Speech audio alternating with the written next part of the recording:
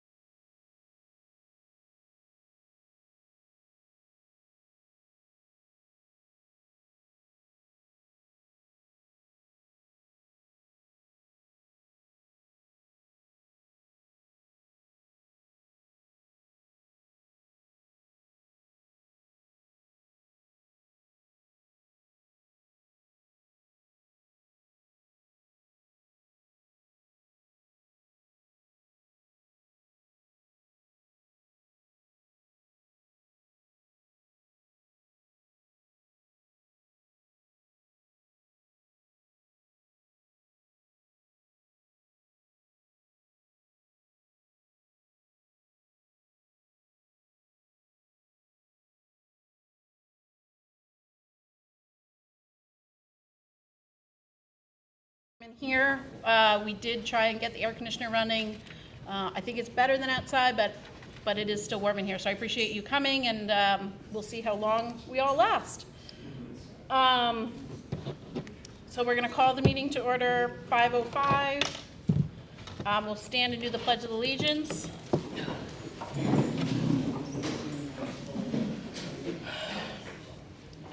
Pledge allegiance to the flag of the United States of America and to the republic for which it stands, one nation, under God, indivisible, with liberty and justice for all.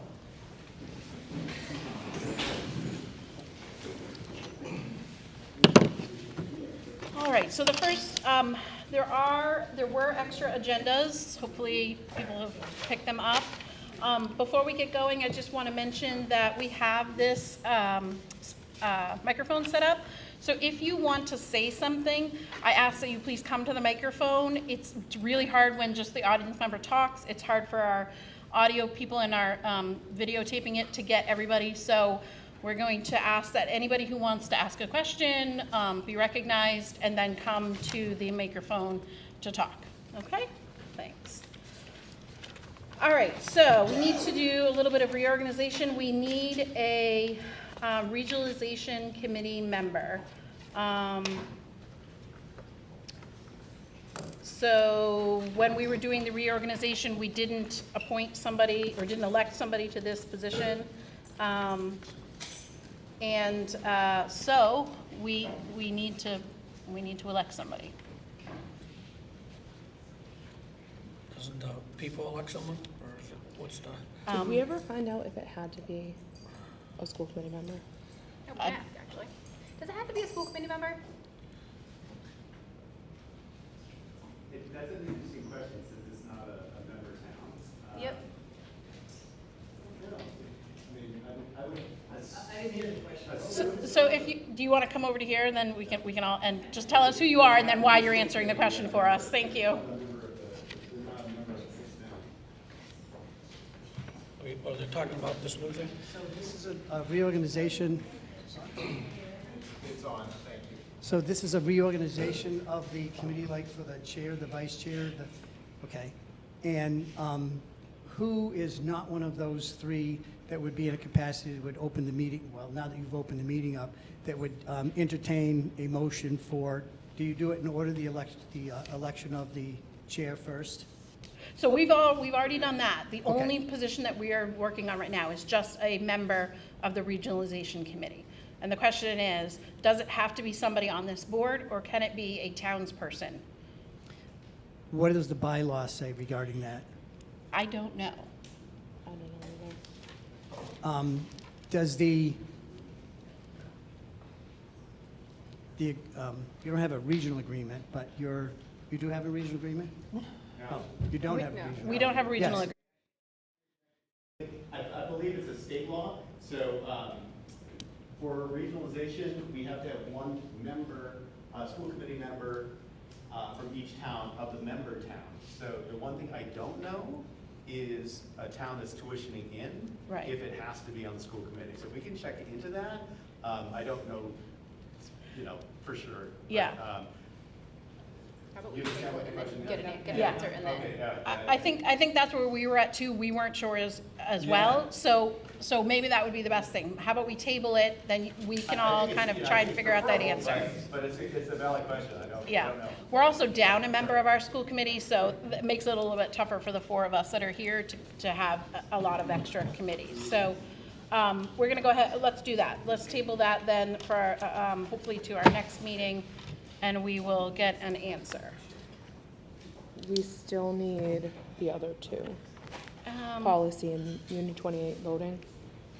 Because that's what, unless we don't want two on policy, because those were David's seats. Oh, those So are I don't David's know if seats. we Okay. need That's another okay. U28 voting member. Okay. I'll fill Which in the I- policy until we Okay. get a fifth member. So I'll Okay. make a motion to have Jen Icorn on policy committee. I'll second that. Anybody else? Nope. All right, all in favor? Aye. And then, so So essentially, would we all be I can't remember who was voting in that, but I know Eric is on it. You have to be on it. And Yep. then were you already on Union 28? I can't be because, Oh, my okay, so other then it has to be position. me. Yeah, Yep. sorry. So I'll Sounds make a good. motion that Caitlin is the other voting member for Union 28. I'll second. Any other? Okay, all in favor? Aye. Aye. All right, great. All right, so now we'll move into public hearing. Again, if you have something to say, I ask that you come to the microphone. Anybody here for public hearing? This is likely to be the least of your worries, but a few months ago, I did ask about the absence of the porta potty. We continue to work in the garden, see a lot of families playing here. You've got a summer program going, you've got a summer meals program going, and there's no bathroom out there. So I'm hoping you can figure that out. Thanks.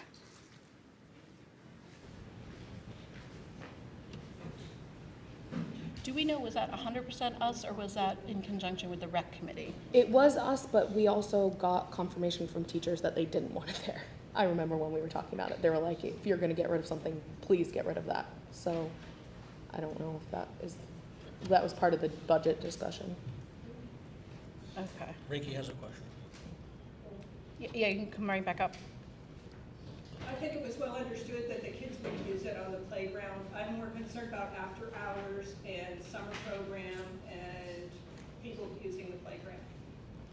Okay. Do you think it's more of a summer issue versus like school year issue? People use this playground all the time. Oh, yeah. Okay. Okay, all right, we'll put that back on. Thank you. Anybody else? No? Okay, well, I have a quick one. I would like to just take a quick minute, because I know our agenda is long, to thank two people that have retired this year from our elementary school. Rinky Black has been part of this school community, and correct me if I'm wrong, 50 years? Well, 1973. We can say I started in 1973. I did stay home with my kids for 10 years, so we're not going to count it. But you were still part of the community. And that's amazing. So I just want to say thank you to Rinky for all of those years being part of our school community. And I love the fact that you're still going to come and work on the gardens. And then Becky Allen is our other retiree, and she has been here, again, correct me if I'm wrong, 26 years? Yes. 26 years. So these people have been here longer than I have. Yeah, thank you very much.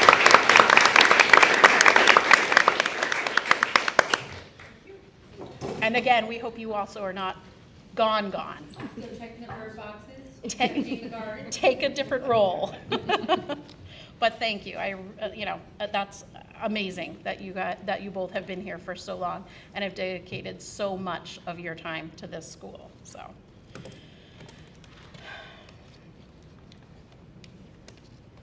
All right, so we have some minutes that we need to approve, May 16th, June 1st, and June 8th. I'll make a motion to accept May 16, 2023, June 1st, 2023 minutes, and June 8th, 2023 minutes. I'll second that. Okay. Any discussion?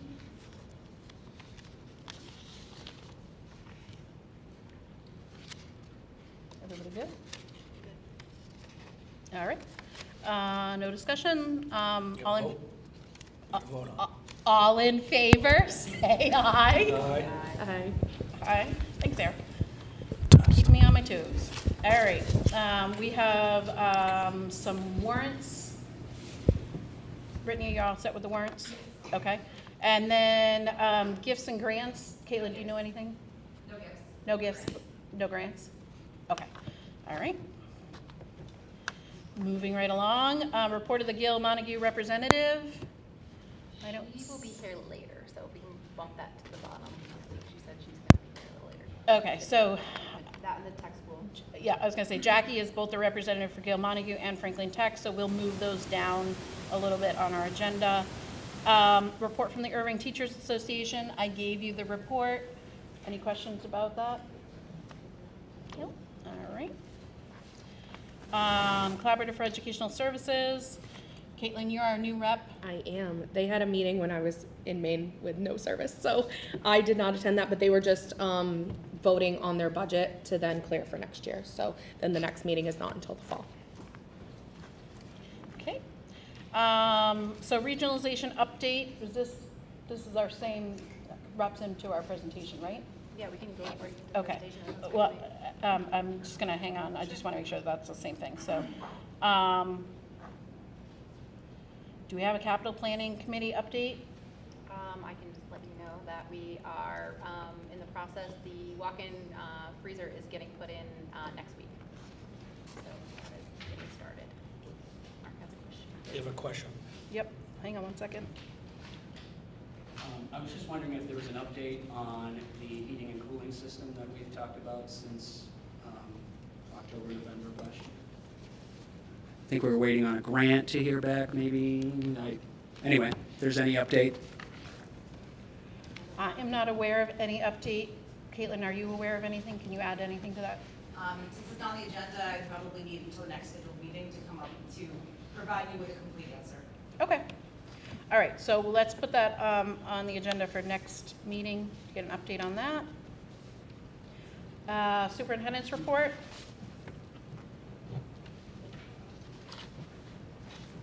In our packets. Anybody have any questions about that?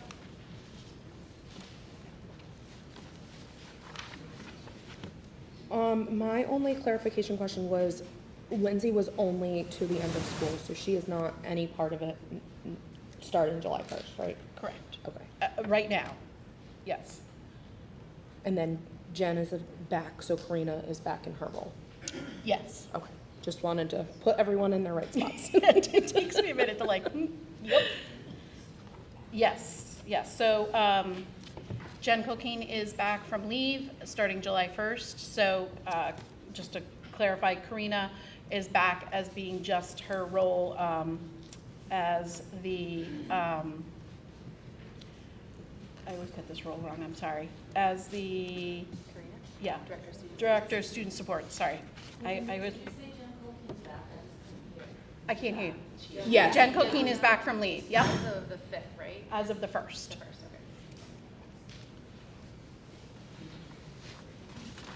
okay. All right. I know the people aren't here, but I would just like to extend a thank you to everybody who stepped up. So Karina and Lindsay, Yes, many thanks. yes. They took on dual, sometimes tri roles to get through the end of the school year. So I would second that. I appreciate their help throughout this process. Can I ask a question? Yep, just, can you come up? You have to go to the mic. I just want to know what else is in her report, or like, are we on? She was here when she. So this report was created by Karina. Okay. And it really just talks about the fact that she was the acting superintendent, and that Lindsay was also supporting as acting principal for a while. It's kind of very short, yeah.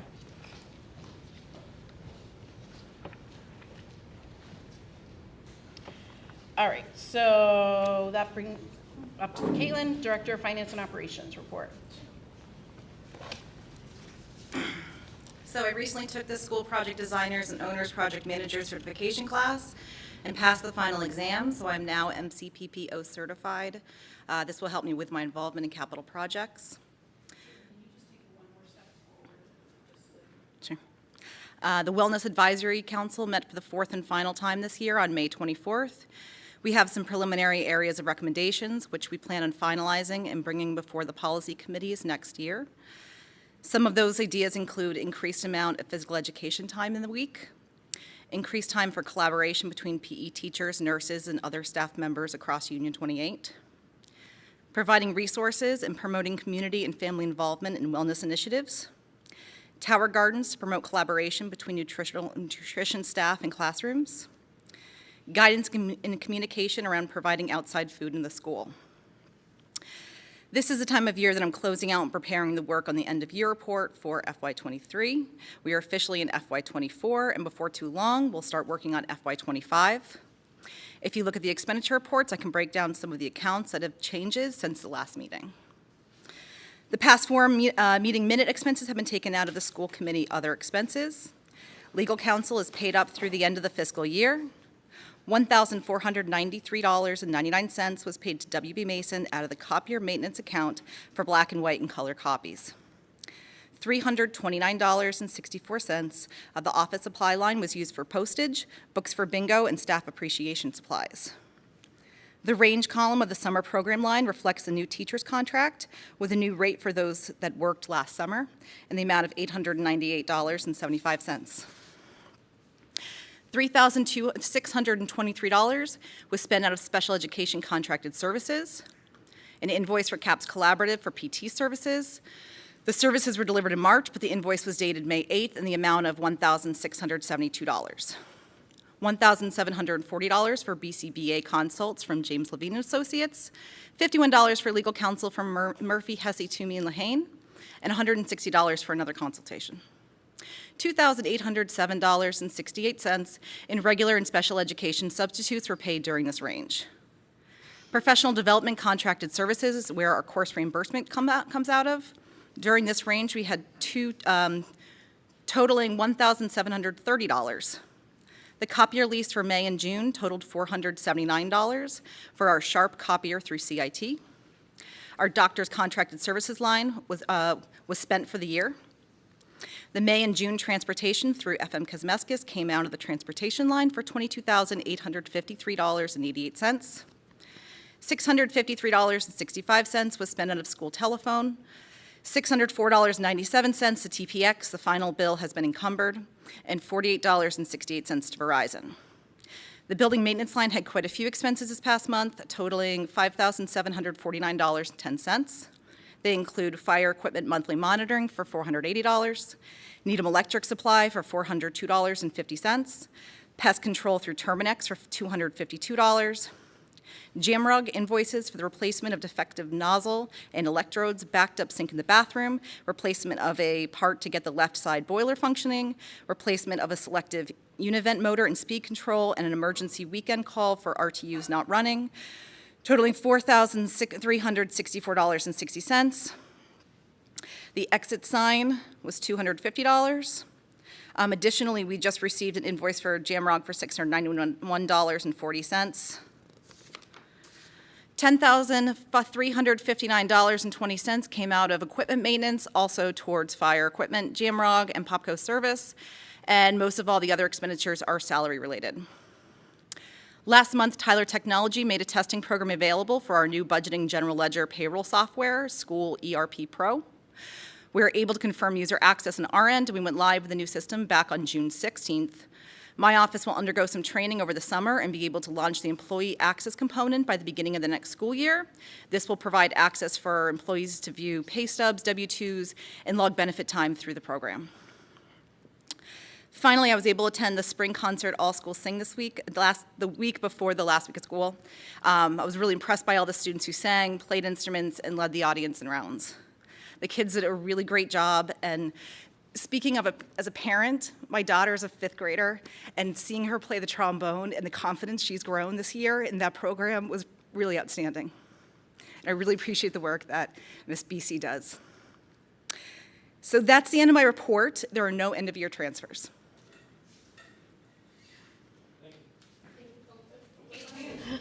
Sorry. Thank you for the report, but don't go. Okay.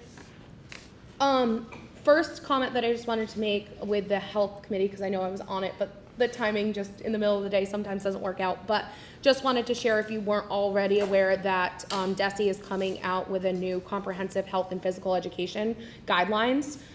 They're currently under the works, being discussed. They're taking open comments and feedback from parents at their last meeting. They just voted it in as like preliminary to allow for comments. I think it's like the next 50 days, parents can send in comments.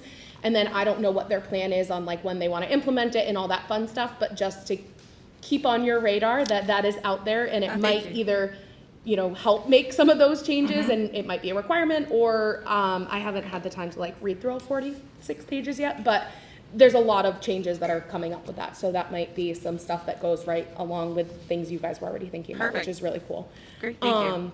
The other request that I will just have, just because I'm super visual, is when we're reading off numbers, could we just get even like an emailed copy, just so we can follow along to know like exactly what you're talking about, and then even read it ahead of time so I can kind of compare the ledger to your report, because it was all wonderful information and super helpful, but it was a little hard for me to follow Yeah, along. I can send that to you right now as well. Awesome. Thank you. If I send you reports ahead of time, just know that they sometimes do change just in like the Yeah. hours before a meeting. Absolutely, All right, thank you. And then I just have a quick question. So on this budget report that you gave as of 6/30/23, so the end of the fiscal year, am I reading it correctly that 134,585.53 is what's left?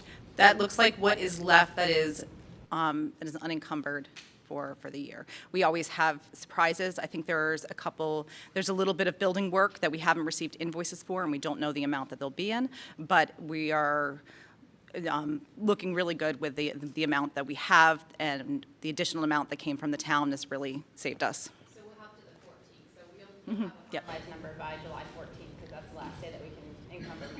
Okay, fantastic. And then same thing for secondary?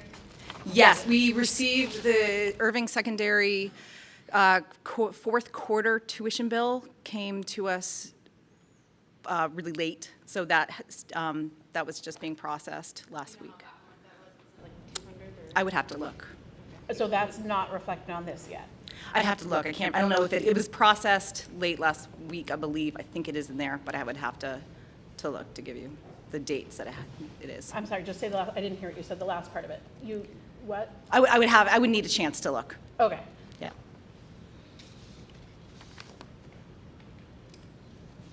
Okay, all right. Anybody else before we let her sit back down? Okay, thanks. Thank you.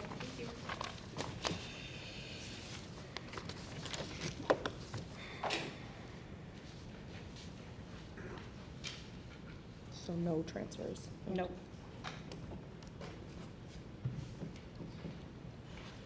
I'm just making a quick note, then we'll move on.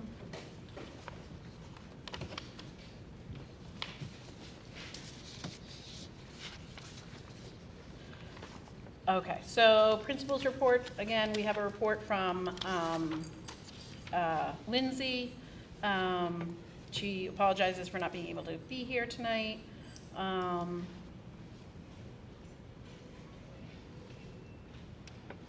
Any questions about the report? Questions or comments?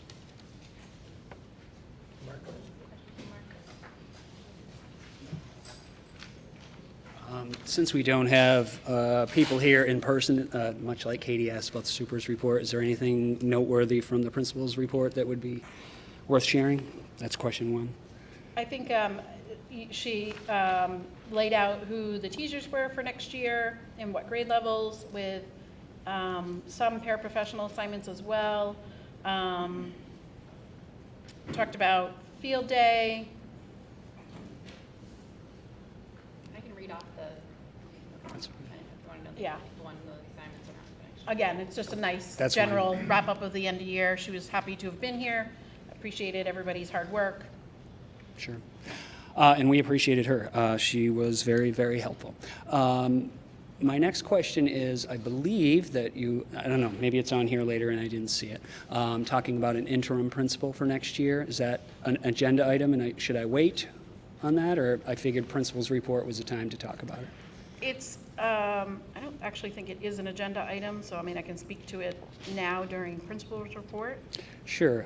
Just speaking from the ETA's perspective, we're actually very happy to see this is happening, and we hope that this is a relatively quick process, but we would also like to be involved in that, like we would in any kind of administrative hiring process, having a committee. I hope that's the plan, but of course, we don't know. We have reached out and have not heard back because, well, things are in flux here, aren't they? So we just want to make sure you know that, we would like to be involved as well, and as probably a member or two of your committee will be. So. Yeah, we appreciate that, and I believe that we also want to be involved in the process, and so we definitely want to portray that to the superintendent. We sent emails, and I guess we can say on camera too, that we're hoping to all be involved and make this a collaborative process. Yeah. So that we get a selection Yeah. that And- works. I'm sorry, I cut you off. You You're don't? Okay. And just, again, we're just happy that it's an interim for 1 year. We do not feel like this is the time to just rush and get somebody in here for good. And we're assuming that means there will be a process during the school year for a more permanent solution? Is that what you have been informed of, or you folks maybe don't know? So what we know right now is that there will be an ad going out for a interim principal.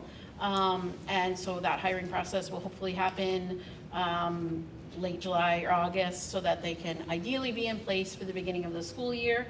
It will be a 1-year position. And then during the school year, there will be more formal process for a more permanent principal of the school. Ideally, the hiring committee will be staff, school committee, and townspeople. The superintendent has, has the ability to make that committee, but we're certainly going to encourage her to use that format of staff, school committee members, and townspeople so that all stakeholders are involved in the process. Great, yeah. Eric and I were on it last time, and a few other staff members, and there was a parent. There was one parent. Certainly a parent is much more important from our perspective than general townspeople, I guess I'd say, because it affects them, mostly. Thank you. I want to make sure the school committee reads that advertisement before we approve it. Yes, so there was an advertisement that went out. It has since been taken down because it had not included the information that it needed to include. And that message was reiterated that the school committee would like to see it before it gets published. So the ad has now been taken back down, so it can be reworked and put up in a more comprehensive way. And let's get that done ASAP, please. Yep, that is the plan.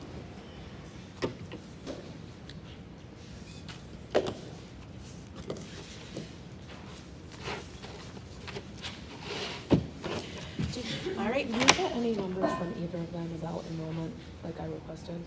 No, we did not. Budget and Personnel Committee report, none at this time. Union 28 Committee, next meeting is at some point in September. Date has not yet been set. Correct. Okay. We are moving right along. Old business. Anybody have any old business that we didn't get on here? All right, so new business, the academic calendar. So there's been some adjustments to the academic calendar, which is why it's being brought back up to us. Again, my understanding is that it's a change in the dates of preschool. I think preschool was the only class being affected here in this new calendar. So kindergarten and 4-year-olds would begin on September 5th in this proposal, and then 3-year-old preschoolers would begin on the 7th. That is a change. So the 5th is a Tuesday. Yeah, Yep. and the 7th is a Thursday. And I know oh, do you have more to add to that? Sorry. No. Okay, so I know that there was this like big push thinking that preschool should start sooner because there weren't gonna be as many home visits or there wasn't as much for the preschool teachers to do, and that was kind of the conversation of why it was moved back to closer to when kindergarten starts, because I think usually what they had was 4-year-olds starting Wednesday by themselves, and then the 3s join them on Thursday. Is that traditionally history? Okay. So I don't know, I would with the class size, well, we don't know the class size. I asked and I hadn't received an actual number, but I think it's around 15 or 16. And with not, and it could, yeah, I've heard some are adding, and I think only 4 or 5 in this in the preschool teachers class were her students, so it means there's going to be a lot of new kids and a lot of new children to her as a program, probably needing more home visits and just more stuff, I think, because it's going to be a larger class. So I guess my proposal or motion would be to actually even move it one more day, allowing that extra time to have 3 or 4-year-olds start on Wednesday, have the day by themselves, have it be a half day instead of starting a full day, then going a half day, then coming back for a full day, and then allowing those 3s to start on Thursday. So that would be my motion, if that was accepted, to go back to some of that. And I don't know, feel free, Jamie, to speak on any of that if you feel like it would be better for them to start that full day, then half day, then come back, or... Jamie, can you just come up to the, can you come up? Sorry, putting her on the spot. I think it's tricky too to have, you know, the kids come and they start on a day with napping. So if they start on that Wednesday, they start with the day without napping. It's like an easier transition into school. But also, you're right, Caitlin, with the home visits and all of that, like, I think with the number of students, even if it's just 15 or 16, but I do think there's a couple more on that list now, I think. So I think your proposal would be really good for the kids and for the teacher. So Caitlin, so I'm understanding you, you're looking at having the kids start, the 3-year-old start on the 6th, that Wednesday? No, 4-year-olds, because 3-year-olds don't come on Wednesday. So You're pushing looking it at one the- more day. Okay. Because that's historically, I think, how it used to be. Sorry, that's what I meant, 4-year-olds. I think that's what it was originally proposed, and then it got pushed way back for some reason, and now it's trying to get a little forward, but I just think it makes the most sense for everyone to just go back to the way they used to do it, and just have 4s on half day, all by themselves on that Wednesday, then 3s and 4s start that Thursday, full day. So that gives 4 days for home visits. And setting up the classroom and labeling everything and getting acclimated and making sure they're all set, because then they start doing screenings a couple weeks after. Yeah, and I can vouch for the extra day needed to set up your classroom in preschool, because now that, like, kindergarten's a little bit easier than preschool, but I do feel like the younger kids, you're not just putting your desks in a row and having your shelves, you're setting up centers, you, like you said, labeling everything, picture labels, word labels, it's a lot more work, so it's tedious, so that extra day could be useful, and I do think it's best for the kids, like, to start on the half day, not with a nap, and then the 3-year-olds join them the next day. It's just how we've always done it, and it always worked well for me as a preschool teacher, so. And Thank you.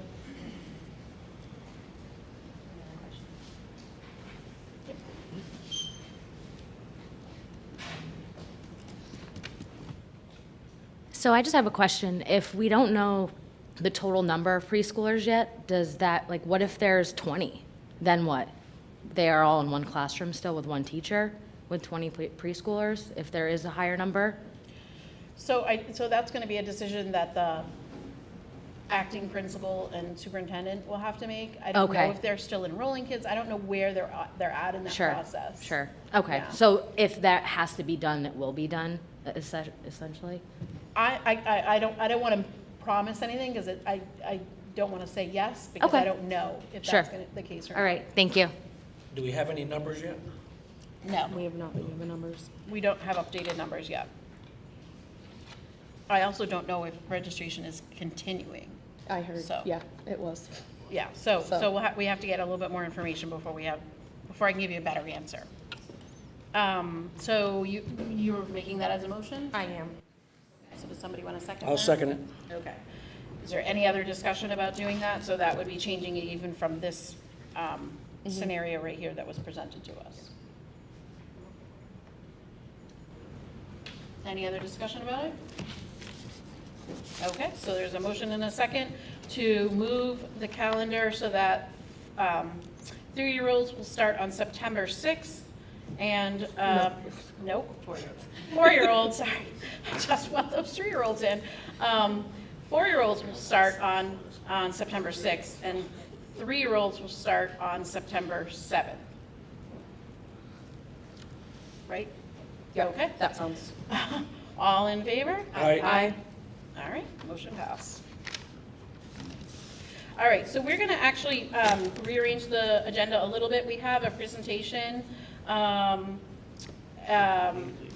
we have 2 people here to present, so I'm just going to move them up a little bit. So if you guys are ready, thank you. if you want to just kind of give us a quick thank you. Is this for the, Yes. up here? Yep, I'm gonna that just one. go here so I can see.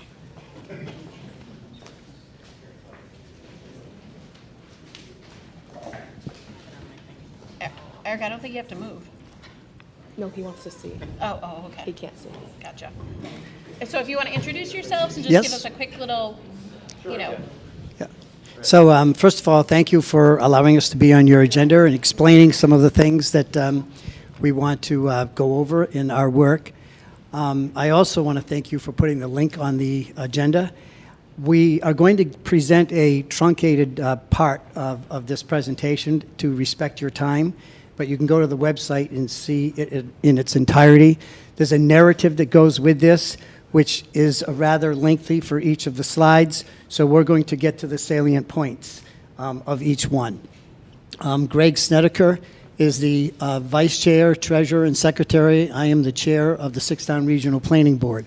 So with that, we'll just start moving along.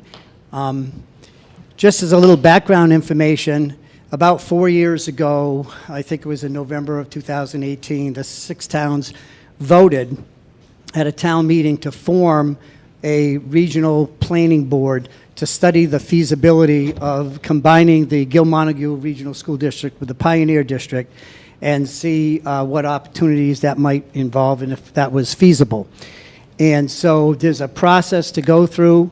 There has to be 3 representatives from every town, and one of them has to be a school committee member, and then they're appointed by their moderator. We were really fortunate because we knew that Erving tuitions their students to Gil-Montague. You had a vested interest, and we were delighted when Jennifer Icahn stepped forward and came to the meeting, and she participated in almost every meeting we had. Her counsel, her suggestions, she had worked just as hard as everyone else with great ideas. When we came to the point of voting, that was the only thing she had to abstain from. So when you asked that question, I was kind of not thinking about how that occurred here. We'll do the research, but I think it could be anyone, since it's a non-voting member, and the law talks about how voting members or members of that committee are formed. So we had representation from every town. The other interesting thing I'll point out, what was really nice about this board, I should refer to it because it's a planning board, is it was comprised or is comprised of administrators, teachers, people with financial background, parents, of course, school committee. So it had a really broad spectrum of people. So when we came to our meetings, it was kind of exciting because we had so many perspectives that were coming together. And we also had conflict in those, which I saw as the chair as very, very healthy, because if we all thought the same way, that wasn't really going to give us the results. So it was really good that people would raise challenging questions and concerns, and that helped in our research. So that's the composition. And thank you publicly, Jennifer, for being a part of that for so long. So I think I've covered that in terms of who the members were. And just in terms of the process, so the towns voted to form this committee, and I think it was because, well, there were a number of reasons. At the time, both Pioneer and Gil-Montague were seeing a decline in enrollment. Programs and services were being cut. People were really were getting concerned about the opportunities for students, and at the same time, assessments were going up. And Michael Sullivan, the superintendent at Gil Montague, had this idea of what would happen if we combined, what might that look like. So our work then focused around that. We were fortunate to get 3 grants from the Department of Education, elementary and secondary education. This last one that we received was from the Department of Revenue. So that's been our funding source. Hundreds of hours have gone into this. We are all volunteers.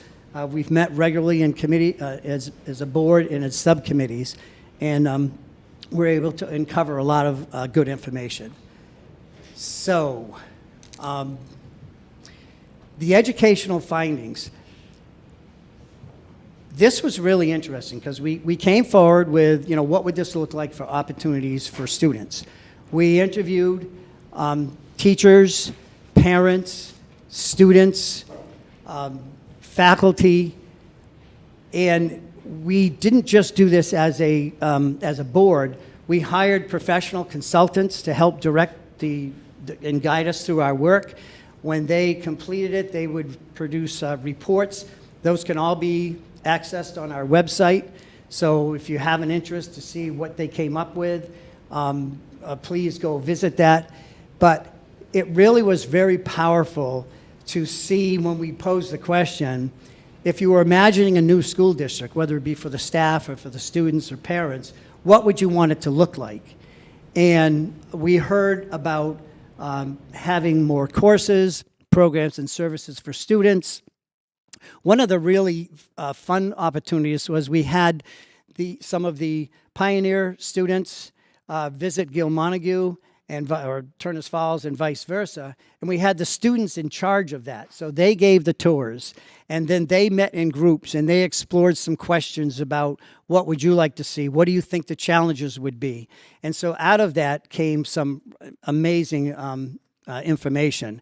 And we saw as we sort of moved down through the layer of the onions that, there should be more AP classes, that it's really critical to have opportunities for middle school students who are missing out in not either, if it's a sports program, developing those sports skills that they have, and then making their way through a system and discovering what their talents are in terms of small sizes for a band or for chorus.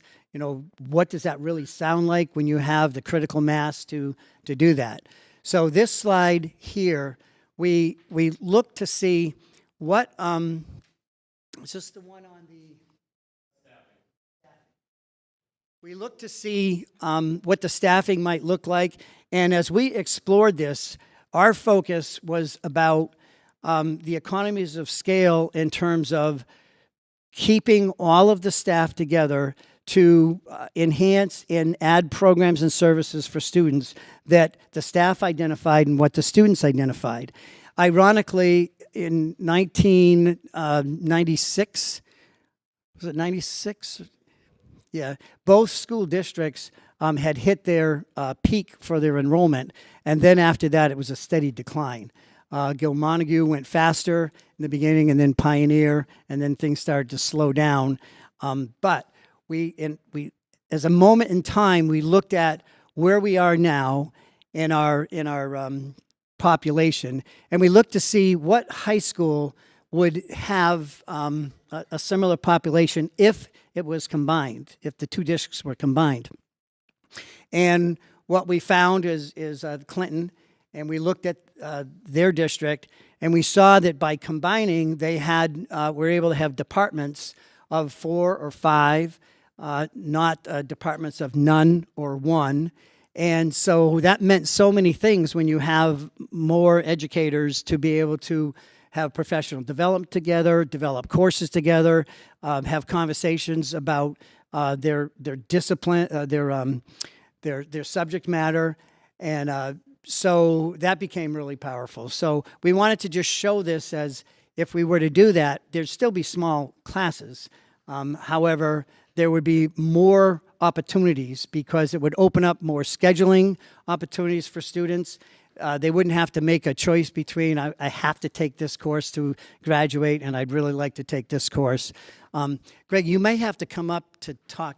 Can he talk from there? Only for this.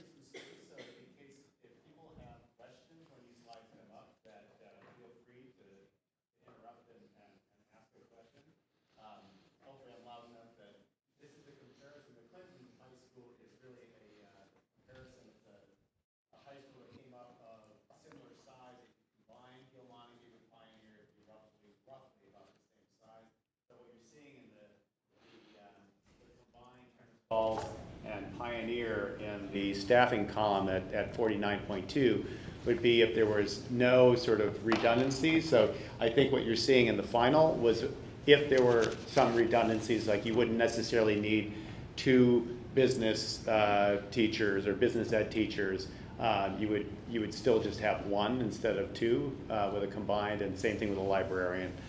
So that's where you're seeing a slight reduction just because of overlap.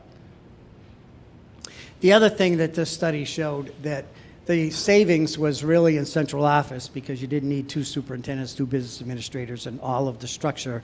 That's a redundancy in having 2 administrators, or 2 superintendent's offices. And at that point in time, it was almost a $375,000 savings, looking at streamlining that and having the appropriate number to conduct the business of a 6-town regional.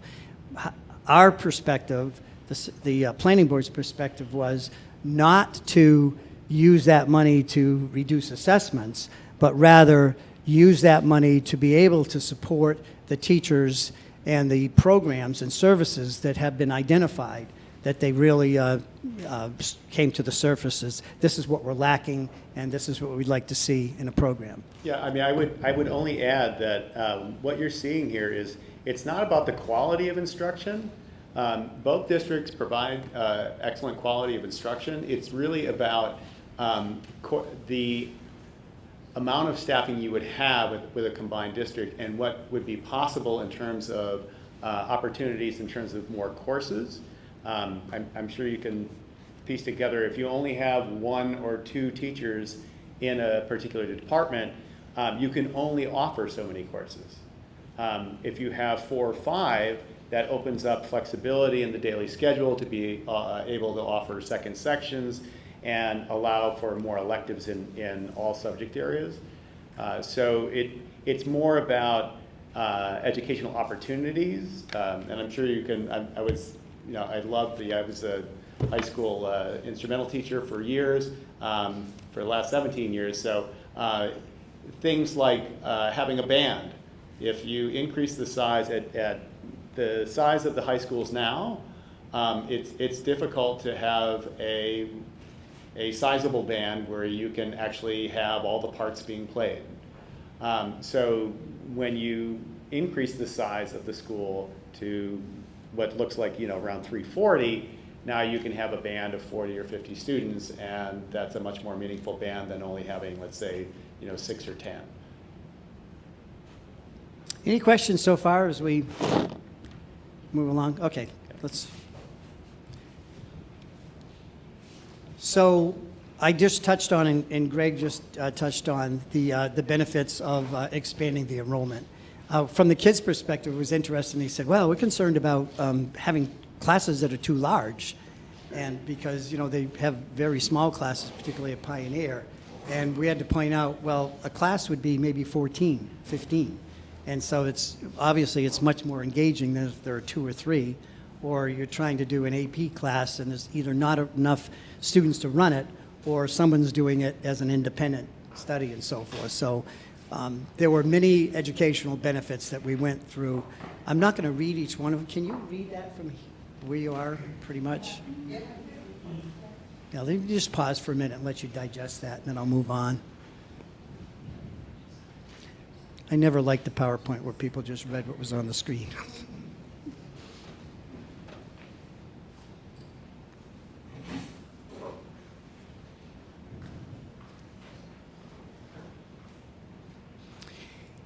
And this information, as I said, came from a variety of stakeholders, but it was also brought up by the Massachusetts Association of Regional School Districts. They did a study on this a couple of times from various perspectives. One of the challenges we had in this is right when we started, a couple meetings in, COVID had hit.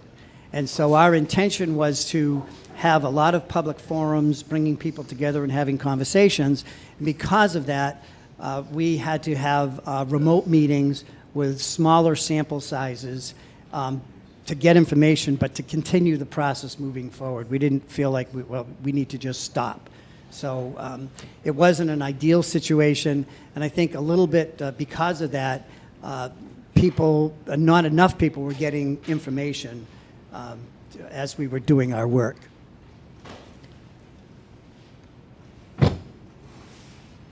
And I'll pause.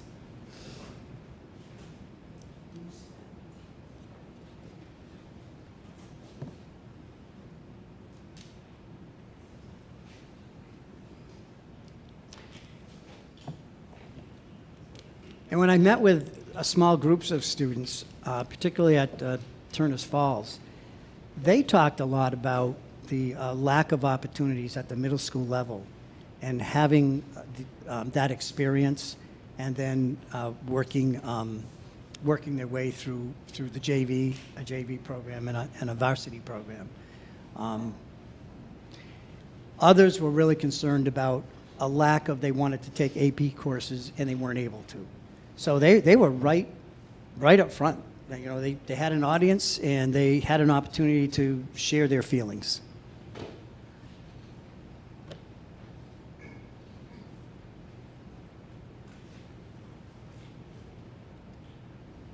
We good? Okay. We can't expand that, can we, the text? That'd be great, thank you. Yeah, can you make that bigger? That's as big as it gets.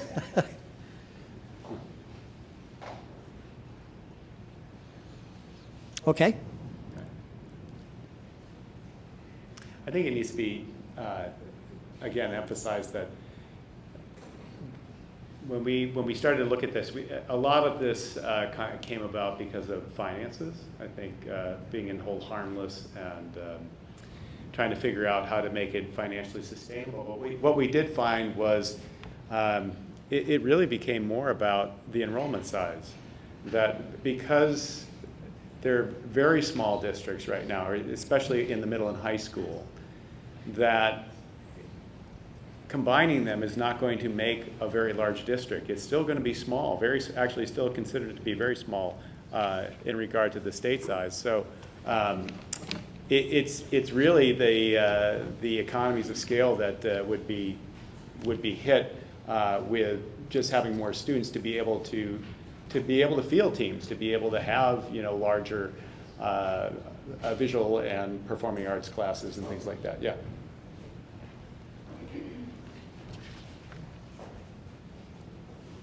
Can you explain what hold harmless means? Because I know what you're talking about, but I would say that the bulk of the people do not. Yeah, so hold harmless is to try to keep it very, well, actually, I think you have a very simple definition of it, so why don't you go ahead.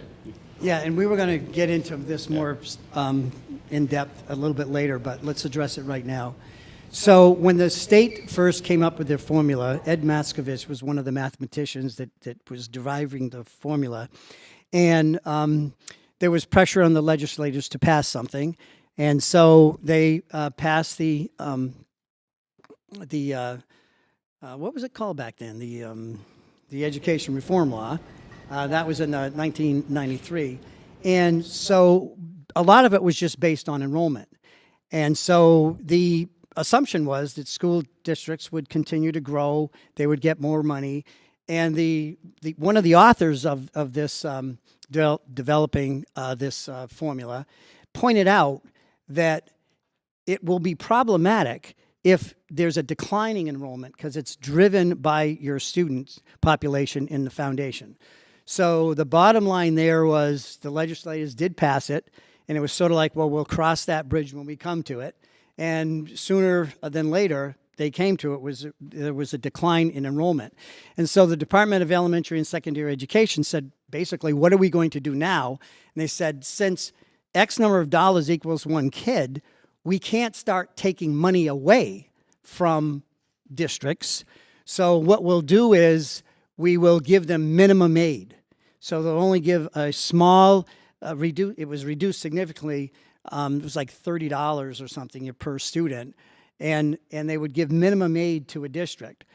So that was called hold harmless because we're going to not harm you by taking money away. We're going to give you some money, but it's not going to be anywhere near what you would get if your population was growing. So when we looked at this, we found that districts could be going in hold harmless and coming out of hold harmless, because it's not just the population, but it's the demographics of the population, for the income of the students, and a number of factors drove more money into school districts. So you could have be in hold harmless one year and out of it another year, which is what Gilmontague had experienced for a bit. So this slide shows the decline. And I'm not going to spend a lot of time on a decline, because you'll see it's You can see a steady. steady decline, and the data at the bottom kind of sums it up.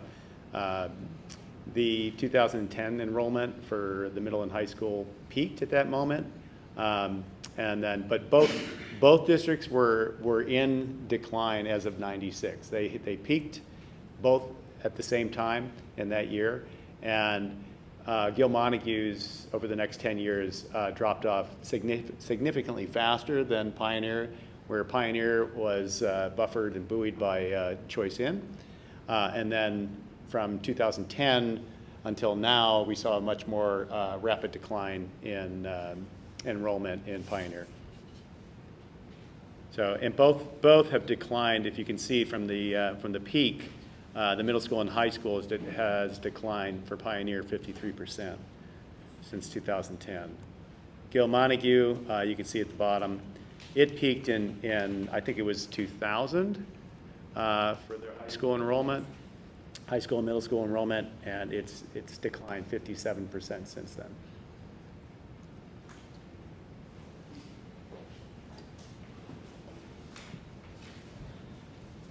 Just curious if you have the breakdown of the decline in enrollment and how school choice comes into play with that. Although the enrollment is declining, how much is school choice offsetting that for Pioneer, and how much is it offsetting it for Gilmontague?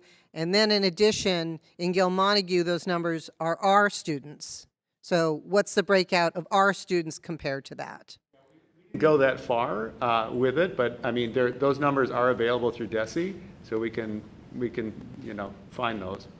I think it's important to understand the impact of school choice on enrollment, because the overall school population is declining, but it's hard to get the numbers because everybody's choicing to the schools that are offering more opportunity.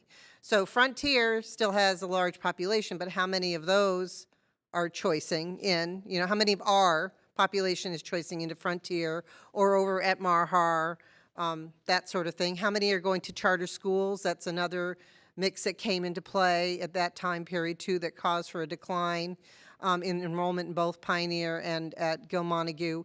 And for us personally, we would want to know about our students, how our impact is in there. If you have, I'm just going to throw a number out there. If you have 100 students that graduated from Gilmontague this year, how many were from Erving?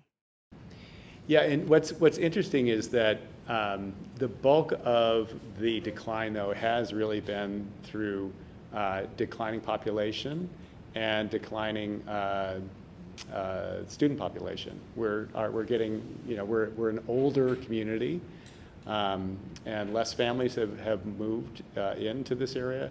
So most of the declines have come from that, starting in '96. But yeah, to your point,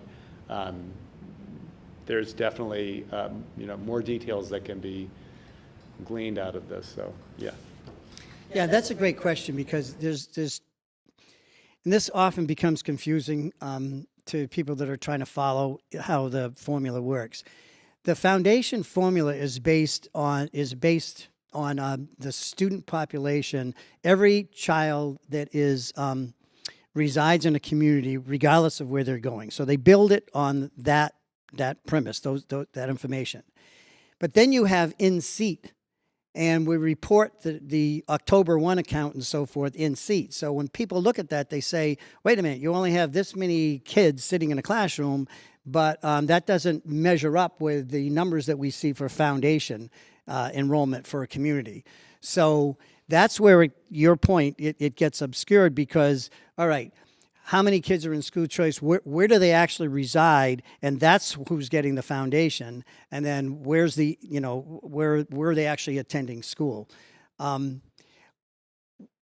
go back to one point that Greg had made, the overall decline was in terms of population, and Pioneer only appeared like they were losing fewer because at that time they were getting more and more school choice kids.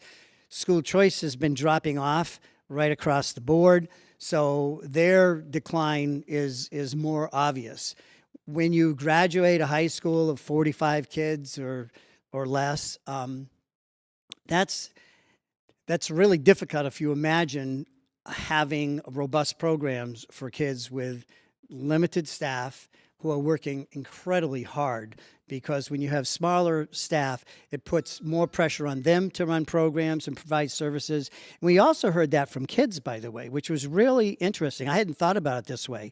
It put pressure on kids to, can you sign up for track because we need this many kids to do it, and if you don't, we can't run this program. And would you be in this club? And so kids felt like they had to participate. And I think there was a certain amount of stress there because they wanted to, support each other. And that was a whole new perspective for me when I was listening to them. So moving on,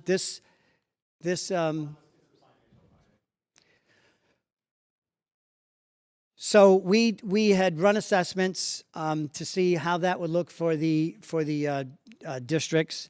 And we ran it a couple of different ways. And the planning board took a vote to support the benefits that we found through all our research for the more opportunities for students and programs and services. We have been on hold as we get more and more financial data. It did not look good, and that's a problem, obviously, for towns because they want a quality education, but they want something affordable. And so when we looked at this, there were clearly winners and losers in terms of how that assessment would play out. And Montague, having more students, had a higher assessment. And so, of course, that changes depending on the factors. But we weren't really happy with the way that was playing out. We brought to the Department of Elementary and Secondary Education some of our findings for if we were to regionalize. And this is me in my personal opinion. I think it was a little bit of a aha moment.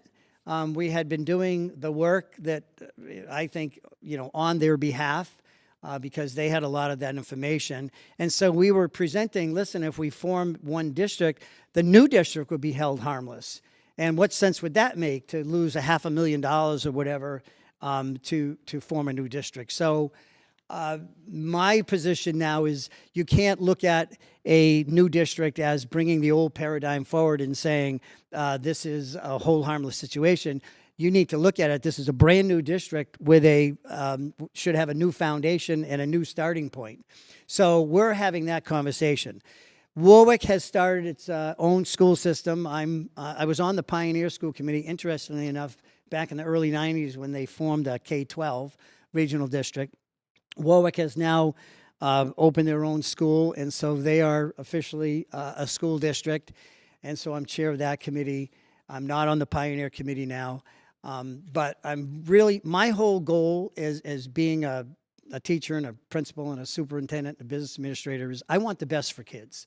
So I do have that prejudice of I want a quality education for all our kids, and I want it to happen as soon as possible. I don't know if this is the answer, but if we do our due diligence and we present it to the towns, if we make a recommendation to have the towns look at it, and they decide to move forward or they decide to not do so, we now have hard data to say this is the problems and the challenges that districts will face, that communities will face if you're encouraging larger school districts. And the formula will have to change, and the state will have to change a number of things. So no matter how this plays out, I think that we will be in a position to be able to say to legislators and to the Department of Education and so on, here are our challenges, here are the problems with it.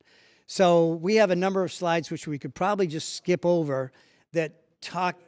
about school choice in without and out. comparisons. Ultimately, what we found was, when Alan says we voted on the educational portion, we agreed as a board to break it into sort of two parts.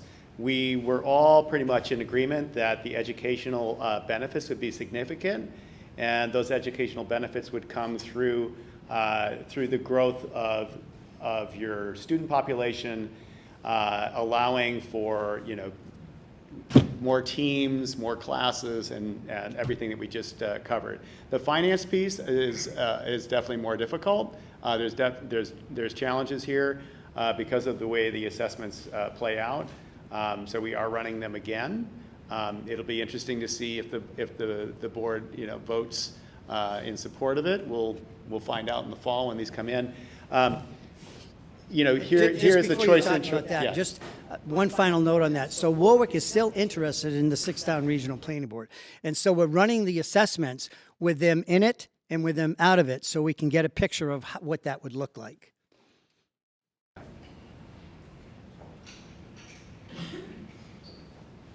I have a financial concern for the town of Erving. I agree that regionalization is probably the way we're going to have to go if our population keeps declining, but we have a tuition agreement with the Gill-Montague Regional School District. If you regionalize, our tuition contract is null and void. We don't have a vote on this. If you're including our money that's going towards the Gill-Montague budget, it skews the numbers, because it's kind of twofold here. If the deal's not good for Erving, we don't have to stay with Gill-Montague. We don't have to stay with Pioneer. Back in '92, it was a 6-vote thing to go to Gill-Montague versus Pioneer. But now there's Mahar, now there's Frontier. There's options out there, and I feel like our contribution to the school population and our financial contribution is sort of not being looked at. And it's kind of insulting. So I just want you to consider that when you're running your numbers, you're including our $500,000 that we send over in our tuition agreement. And that agreement might change, that contract might change when you regionalize, because it has to be negotiated. So I just think it needs to be looked at. Mm-hmm. Yeah, I mean, I don't think it's being discounted at all. I think that legally we have to run the assessments according to the member town. So it doesn't mean that we're ignoring, which is one of the reasons we're here. So it's, we are also have Vernon well in our minds as well, because they tuition into Pioneer. So it's certainly not being ignored at all. It's just when you run the assessments, we have to run them through our proper legal process, and then we can take into account. I mean, yes, you're correct. The tuition agreement would have to be then with the new larger district if you so chose to go that route. Yep. And I just want to say, this is why I'm so happy that we came here tonight, because it's those kind of comments that are helpful as we get information. So those perspectives are so welcome. So thank you. I can look a little farther. So the Chapter 70 history shows you a little bit about you can see where the blue line with the sort of, sort of magenta color disappears in FY20 and 21 for Gill-Montague. You'll see with the Pioneer with the black bar that the colored part shaded in the bottom part of the bar never disappears. So they've been in hold harmless for a very long time. Gill-Montague, because of their enrollment kind of fluctuates, it has sort of bounced around and is out of hold harmless for now, so they are seeing more state aid. But in FY22, when COVID hit, they did see a decline of about 100 students, which put them back into hold harmless. So these numbers, because of COVID, we saw a lot of fluctuations in families moving and student population shifting. So we're kind of waiting also to see how things shake out. It's still, we're still not quite out of it yet, and we need a few more years to see how the population is stabilized. But this just gives you a little bit of history in terms of Chapter 70. So let's see if we can move through the rest of these fairly quickly. We did look at transportation. I can just sum this up by saying we didn't see, some kids would maybe have a 20-minute ride longer, and some would be less, obviously, depending on the bus routes. Probably the same number of buses, maybe one additional, but it doesn't look like that. So we ran this a couple times to see what that would look like. So the distance wasn't going to add a lot to the travel. In case we didn't mention it, was the middle school would be housed in the Pioneer District building, and the high school would be in the Turners. Both facilities seem to be in good shape, so that wasn't an issue. It just, the Turners Falls building offers sort of more opportunity for enhanced programming. They have a swimming pool, they have a larger auditorium, so it made sense to have the middle schoolers have something to look forward to in terms of a larger building and more opportunities within that building. So, but both buildings are fine. And then these were summaries of the conversations of students, the student meetings we had in March. And so they were excited. You can see what they were excited about and what they thought were some of the challenges. Again, we thought it was kind of interesting that they were concerned about overcrowded classes when they would still be a very small district. So. Okay. Okay. Yeah.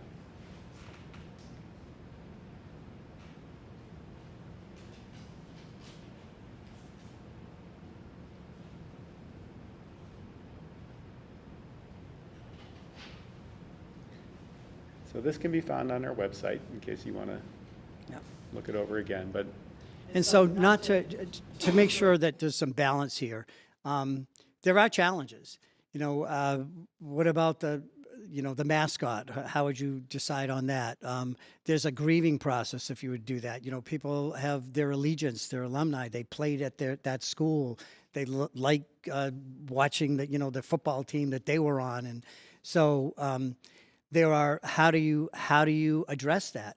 How do you have conversations and have a new district still feel like they're a part of it?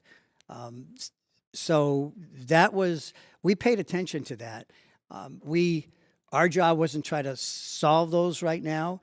If this were to move forward, it's still a couple years out because you'd have to have a regional agreement that would be hammered out with the towns.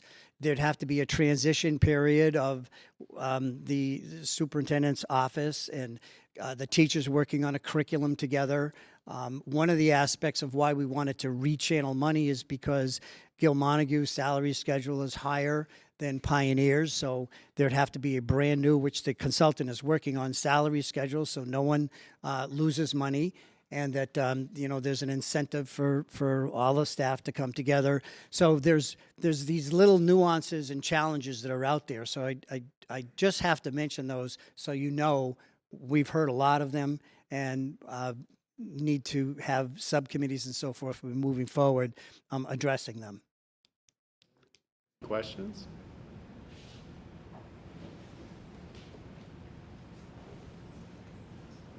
I mean, one thing is that we know this is not the only potential way to address the issue of declining enrollment. There have been people that have suggested even larger districts. Some of the challenges of that are political, partly having to form an even larger planning board, which ours is 18 members, and can be very difficult to get everybody to come to the meetings and have a quorum at times. And so, there's definitely challenges with any potential addressing of this issue. So. What is the mechanism that we could get feedback? Because thank you for the time you've given us. We have index cards that we could have out if you had questions or you have comments or suggestions that we could pass out. And if you get them to the chair, maybe we could, get those. We'd like to hear from you. I don't know if we have a couple minutes, if people want to respond or bring something to our attention or tell us what we're missing or what we should be focusing on, because this truly is research that the towns asked us to do. We didn't know what we were going to uncover. Part of this on the student side, it sounds like we're a bit biased because what we were hearing was how many opportunities were, and so we're presenting that information. But it sounds like we came up with, hey, this would be a great idea. We came up with an empty slate and then got information. So how do you want to? I know you have a QR code for the survey, but just remind me if there's anywhere a email address for Yeah, either. it can be found on our website. So the Okay. website is on. Oh, yeah, We've okay. got a flyer. You can go right to the website. You can contact us through there. We also have, our educational reports that the findings. I mean, they're hundreds of pages long. So what we try to do is boil it down into something very short for 30 minutes, so you can get the gist of it. But there's certainly a lot of detail in Right. those reports, and a lot of interviews with superintendents and business directors and staff. And so, there was a lot of work done. So here's what to expect next.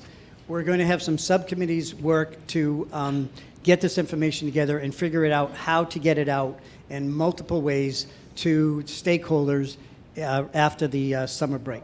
We're looking at having perhaps a professional PR person to help us to get that out to everybody so everyone knows what's going on.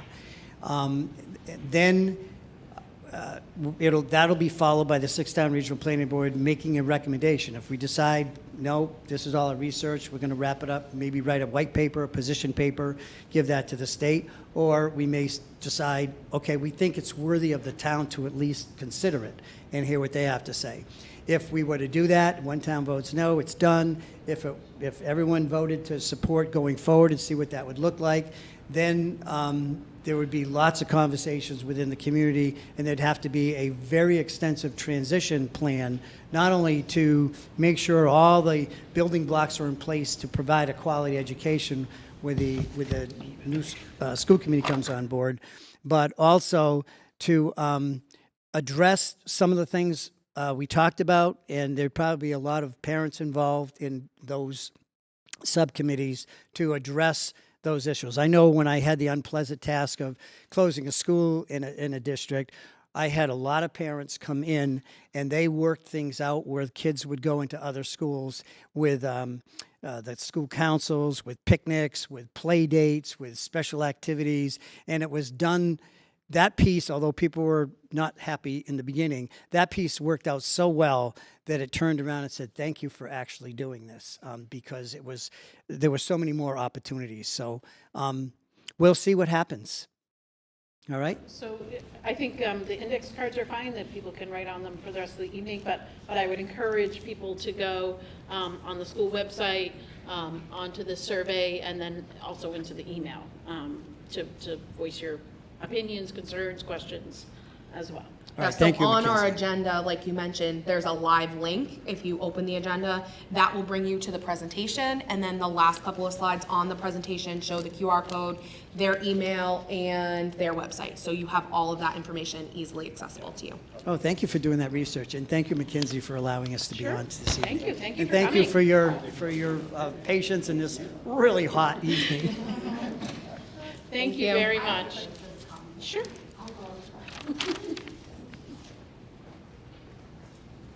So my kids are just in preschool, so I graduated high school a bunch of years ago. I don't know if I live under a rock, but I had no idea that there was no business ed class anymore and no family consumer and not even a librarian. So I think this is a great idea. I think bring all those things back, because business ed is the reason I decided to major in marketing in college. So hear, hear. Okay.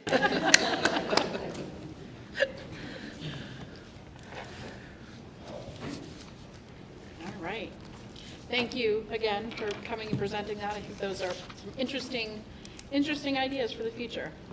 Do we want to go back to report for Gil Montague and Tech? Yeah, we could do that. Oh, actually, let me just, because I know there's certain people are waiting for certain things. All right, so Jackie, we passed over your reports. That's fine. So we're just going to move, we're going to go back to items G and H, the reports of the Gil Montague representative and reports of the Franklin Tech representative.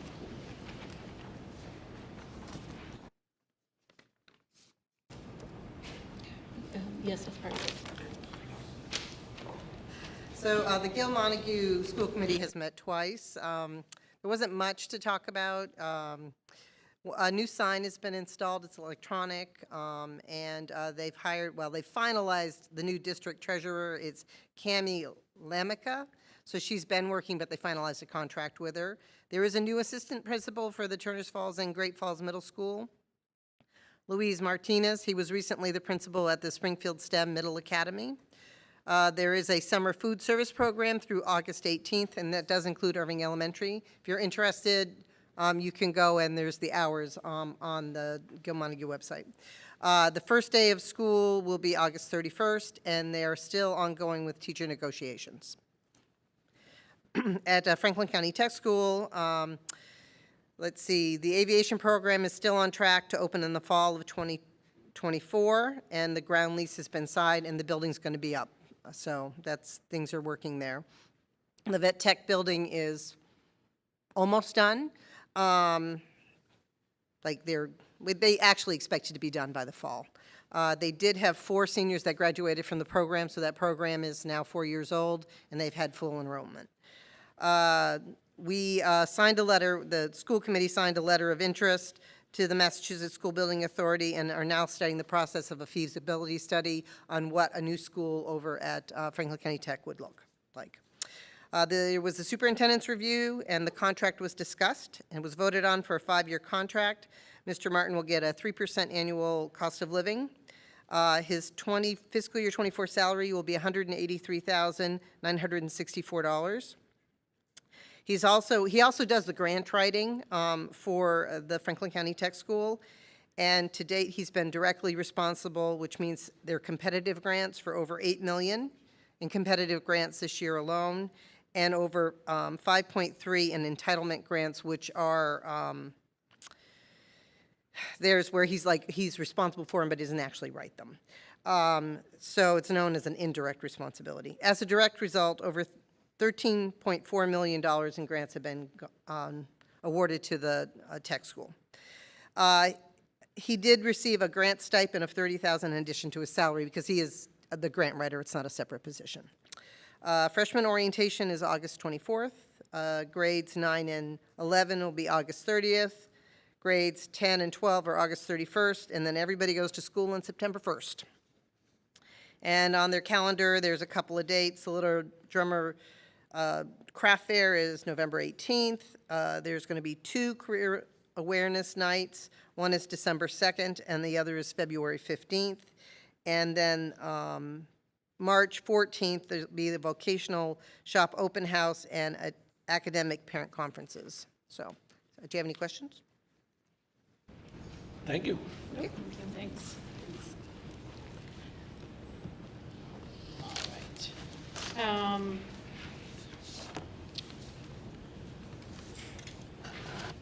So now come back down to new business. FY24 Erving School Committee meeting schedule, or calendar schedule, I guess it is. There's no specific dates, but generally we meet the 3rd Tuesday of the month. And right now there's an entire month's worth, so each month there's a meeting going to be scheduled. Unlike in past years, there's been some months where there's been no meetings. There was a request made to have more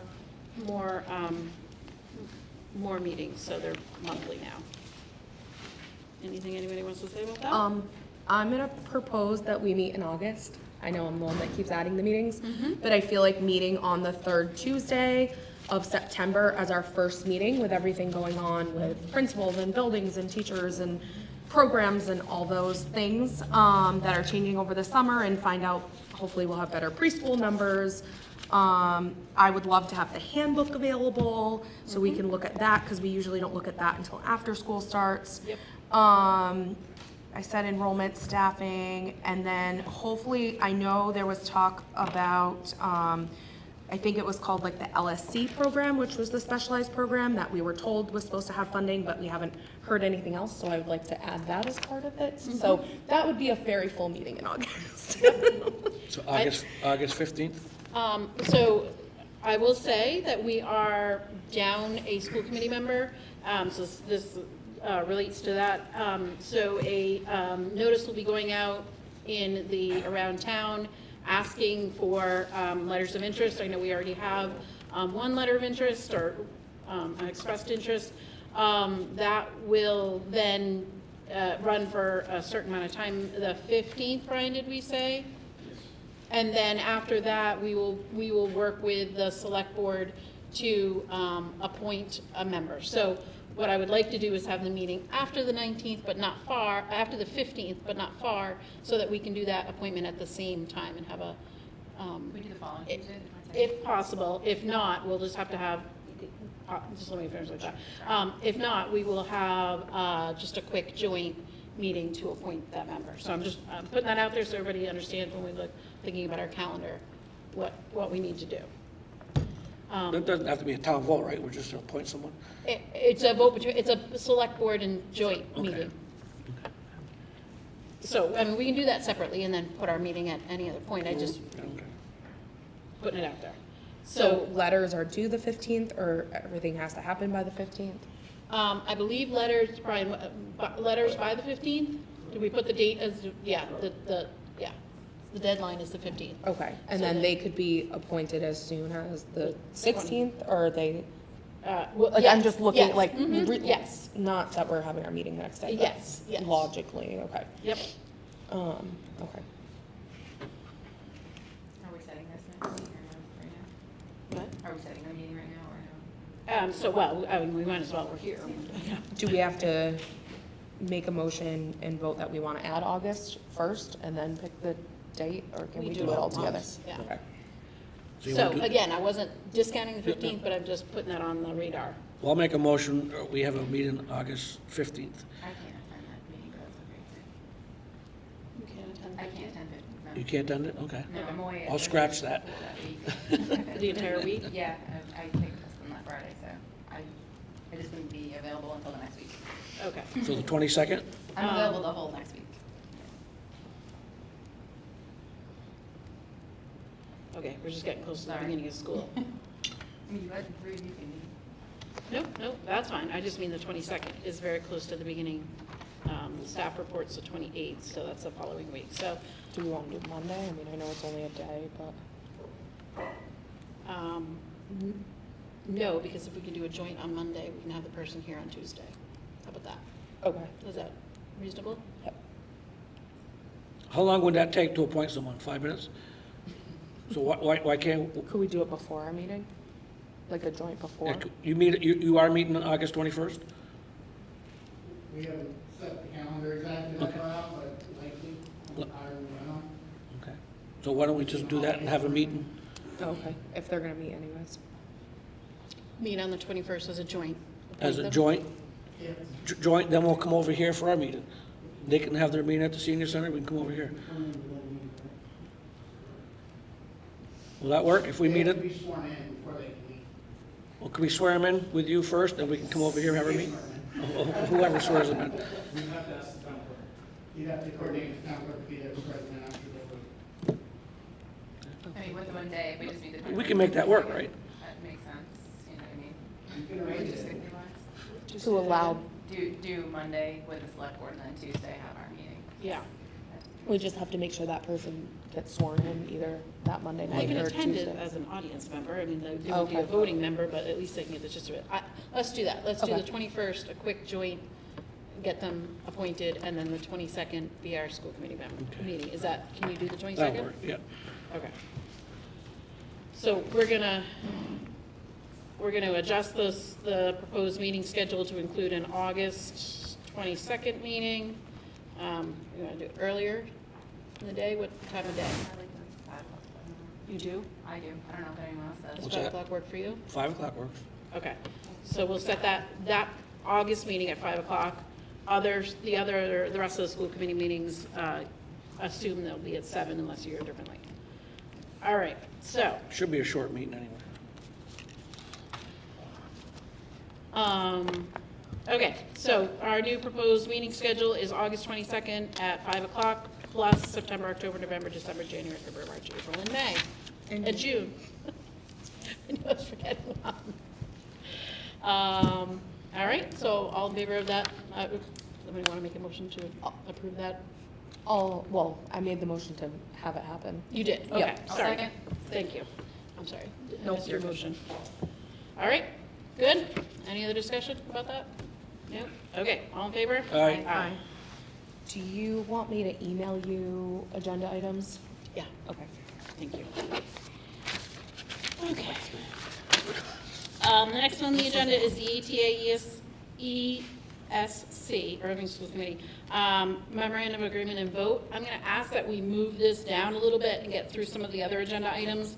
We will then take a short executive session, and then we will come back into open session. So I'm trying to not have you guys be here forever. So we're just going to move that down our agenda for a little bit. Withdraw from Union 28 discussion. I don't have any more new information to share. We've kept it on our agenda so that we can, continue to think about this and discuss it if necessary. But I don't have any new information to share. Okay. Does anybody else have anything? I don't have anything new to share at this point. Okay, all right. So we're gonna move on from that. We'll keep it on the agenda in case information comes up. We're down to the pie report. Are you moving surplus too? Oh, did I skip? Oh, I did skip surplus. We'll go back to it, sorry. I skipped it. Just a quick, we finalized the 2 scholarship recipients through this year, for Kimberlin Sem and Braden McCord. So that was we're kind of just wrapping up this year and trying to figure out what next year is going to look like and how it's going to start and the fundraisers and stuff we usually do. And we're hoping for a bigger group next year, so if you want to join, we need some help, so. Quick, what pie is so that people understand? So PI is PTO, basically. It's just a new name. Any parent or staff member or family member that wants to help out or have events happen at the school, we need help to actually have them happen. So anybody that wants to help, reach out, or we can put a link on Class Dojo maybe towards the beginning of the year. And we'll send flyers home at home visits too. Yeah, we really need help. We need some fresh new people that have new ideas, and we're kind of getting low on people at the moment. Are you? I'm just wondering if you can always use the around town. The around town goes to every household.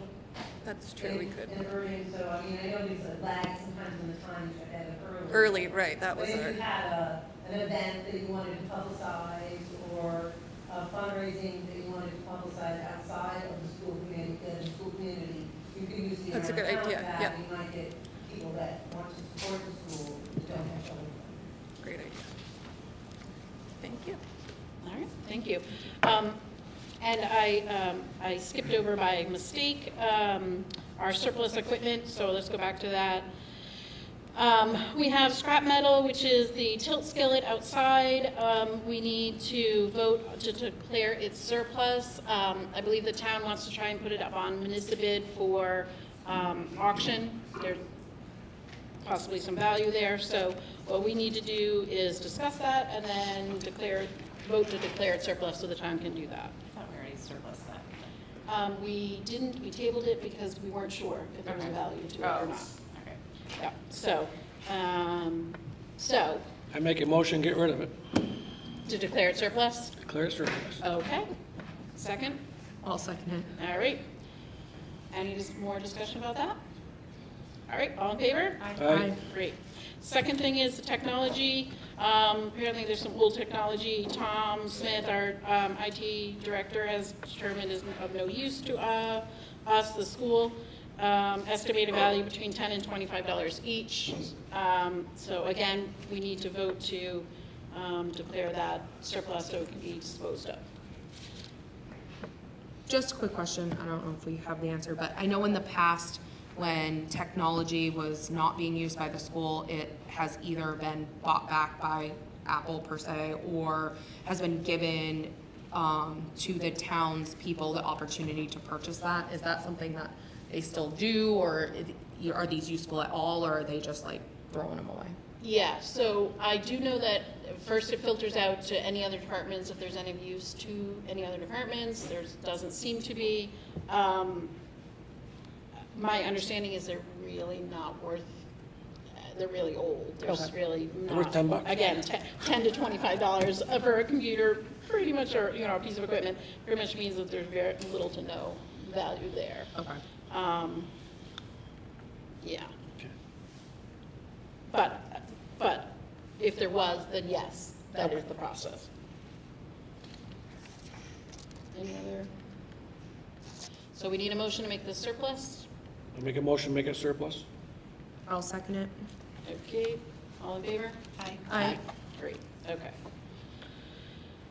All right, got that done. Okay, so,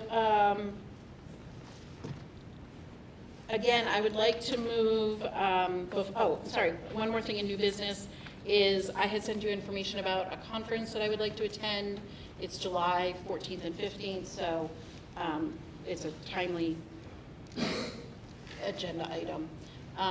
It is 2 days in Marlborough, Massachusetts. I would just commute, it's not worth staying over in Marlborough. But we would need to use some of our budget funds on that.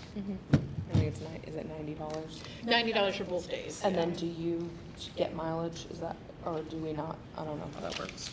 You know what, to be honest with you, I would have to look back. I don't remember if we did mileage or not. I don't. Jackie's saying yes. Yeah, Jackie's saying yes, so. Do we have the funds? Yes. Good news, we have an entire budget, yeah. I make a motion, we send Mackenzie to that conference, please. I'll second. Thank you. This is an Massachusetts Association of School Committees is putting on this conference. Was there You a have a motion? motion. Okay. Any other discussion? I'm happy to report back all of the wonderful things I learned. Lovely. You all could come too if you want. All right, so all in favor? Aye. Thank you. All right, so policy review and update, again, we're gonna move to that, and then we will, we'll take our hopefully short, executive session break, and then come back, just so we're not holding you guys up.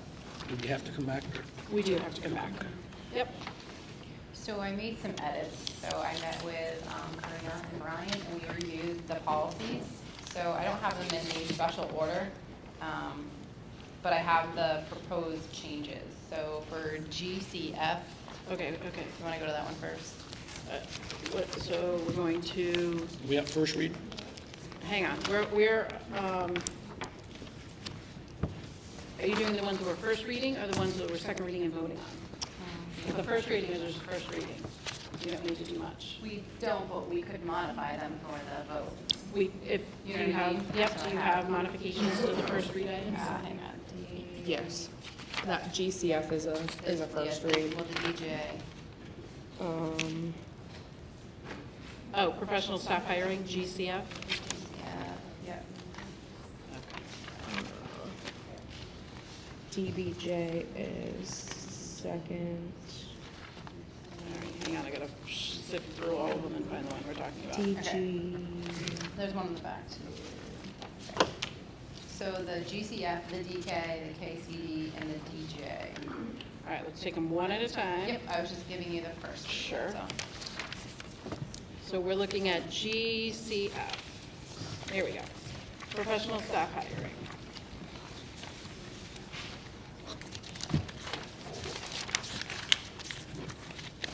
So in the second paragraph down, it currently reads, no position may be created without the approval of the school committee. Our proposed change would be to change to no position and quantity of positions may be created or modified without the approval of the school committee. No position or quantity. Say the rest of it? Did you get this? Yeah, I knew that. Did you give that to me? I did. Right here. Oh, thank you. Sorry, didn't realize it was over here. Okay. And along with that, on that one also, to add number 4, once appointment letter is issued, a copy is sent to the town treasurer's office. So we have the following guidelines to be used.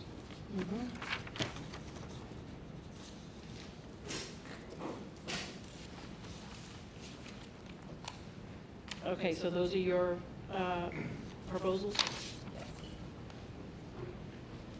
Do we have a second on that? Second? Okay. And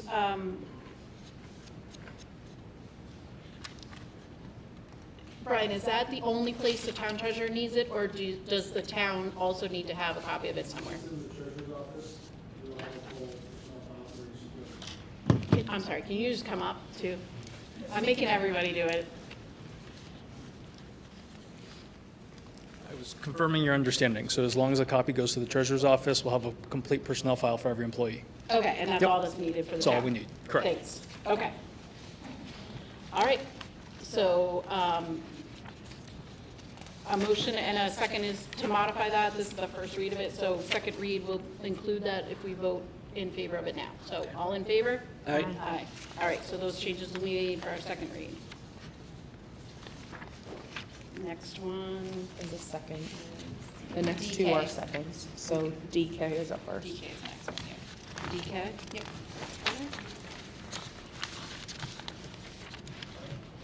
All right, second one is payment procedures.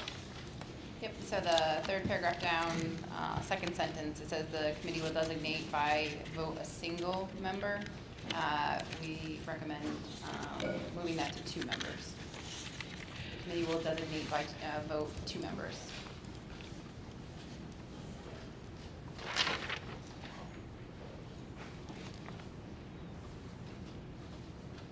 Okay, so this is, we're actually going to waive the policy that's already in place, and, That's a whole different one, because this is authorized signatures, but that's for, I believe. oh, I'm sorry, you're right. Yep, So I that's a completely apologize, I was different reading that wrong.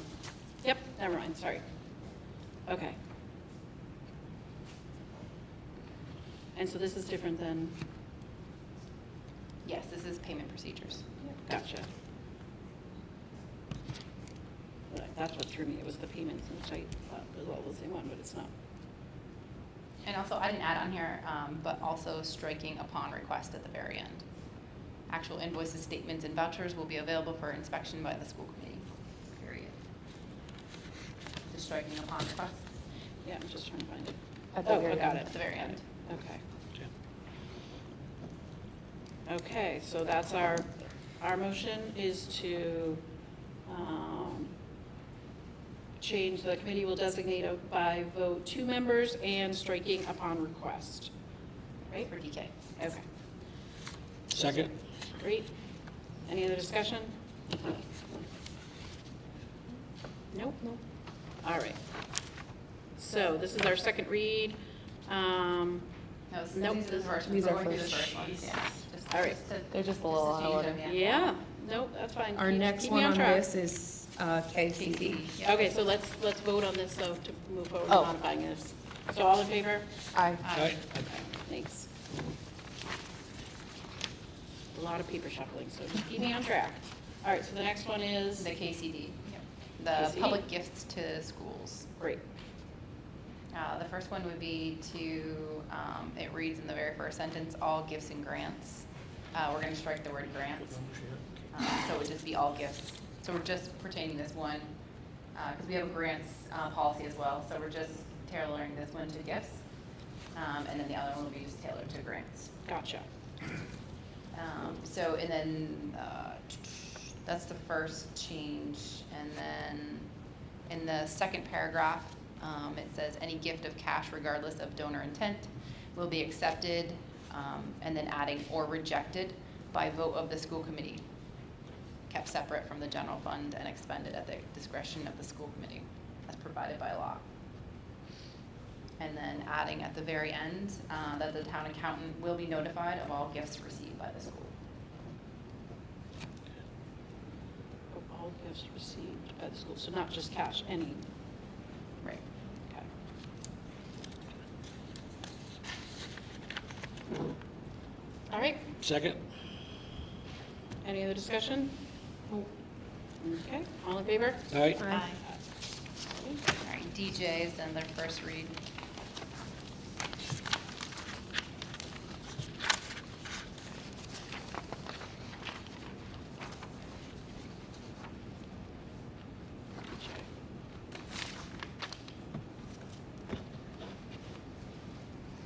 So we had recommended to remove the very first 4 bullets. It shall be the responsibility of the superintendent to procure materials, supplies, equipment, and services at the lowest possible cost consistent with the quality necessary for the proper operation of the district, thereby attaining the maximum value for each public dollar spent, to maintain the district's reputation for fairness and integrity, and to promote impartial and equal treatment to all who wish to conduct business with the district, to encourage a mutually cooperative relationship with requesting departments, recognizing that successful purchasing is a result of a team planning and effort, to promote social and economic goals, such as encouraging local, small, minority, and women-owned businesses to participate in the bidding for district purchases. The reason for striking all of those is because we have to follow laws, and by putting these stipulations in there, we could come back and have a bid challenge because we didn't necessarily follow one of these. Okay. Does that make sense? Yep. So if we take that all out, though, it says it shall be the responsibility of the superintendent. No, we remove that. Oh, remove Starting that from part it shall too. be. Gotcha. Yep. So we Okay. just do the acquisition of materials, equipment, and services will be centralized in the superintendent's office of the school district. And then the only other addition would be to the district's purchasing agent with MCPPO certification. Which, that's Caitlin, what Yes. you were just Yep, she just certified does. at. Great. Exactly. Okay. Second? So would that make sense to be put, designate the district's purchasing agent with MCPPO certification Yes. in? Because, Or you could write requiring MCPPO or obtained, you know what I mean? Has obtained or will obtain in 6 months. So however you want to word it. okay, so we might need to do a little more wordsmithing on this one? Sure. Happy Okay. to. Okay, so, but in the meantime, we'll at least add that part. So we have a motion and a second. All in favor? Aye. Aye. So now we are on to the first vote. All right. The rest of the first. Yeah, or second reading first vote. Okay. So DBJ. Well, I do we just want wanna- to stay with all the first, though? I already went through it. I thought, did I Right, miss but the do first? we still have first that are on first readings? And the rest of the, well, it's just first, We're read, just so reading, just yeah. read it. Okay, not so we don't voting have to yet. do anything with No. that, so then we can just move to second. Unless Yep. somebody else has any Unless- suggestions. Right, unless we With want the to other modify ones. anything else. Nope. Okay. Okay, so the first one we are going to be dealing with is, DBJ. We're on second now, maybe? Yep.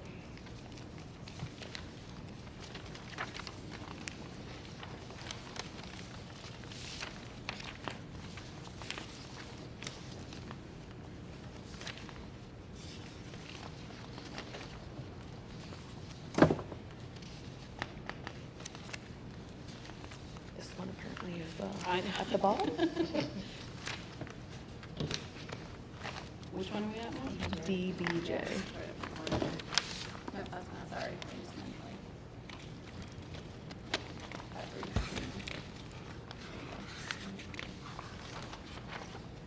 DB, not, okay. DBJ. Yep, yep, gotcha. So the very last line reads, all funds in the general account not expended by the close of the fiscal year will be returned to the municipality. And our suggestion is to strike the municipality and to be returned to the general fund. Because it still stays within the town.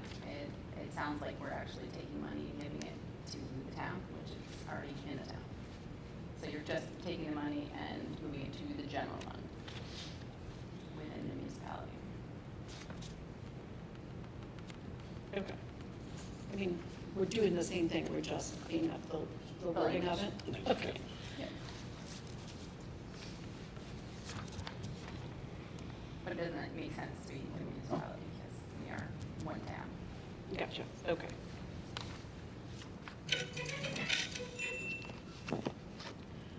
All right. Are we gonna vote these all together, or are we gonna go one by one? Yeah, Can we second reads, yeah, Can we just do them one by one, just as we do them, we'll just vote them? just do them all at once. That's the exact opposite of what I'm suggesting, Eric, but if you would like to do that, if you feel strongly about that, we can go with that. I'll second her request. Yeah, fine, let's start there. And so the motion is, so we're going to change the wording to all funds of the general account not expended by the close of the fiscal year will be returned to the general fund. Okay? So all in favor of doing that? That means we are making that change, and then we are going to vote on the amended policy. No, we're Does going to it come vote back on the for a amendment second? right now. Yep. Yep. Okay? All in favor? Aye. Eric, would you like to vote them all at once? We can just put it aside and vote them all at Let's once. vote them all at once. Okay. Want me to read them all? No, not yet. No, not yet. That's just the first one. All right, DBG.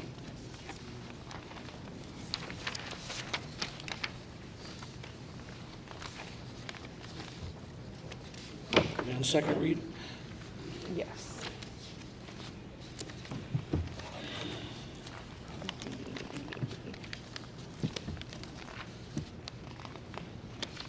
DDG? Yep. This is a quick and easy one. It's the very last sentence. It says the school budget is presented as part of the total town budget for action at the annual town meeting. We just want to change it to for action at a town meeting, because it doesn't necessarily have to be the town meeting. The annual one. Right, correct. Gotcha. Okay. Quick and easy. Sure. Okay.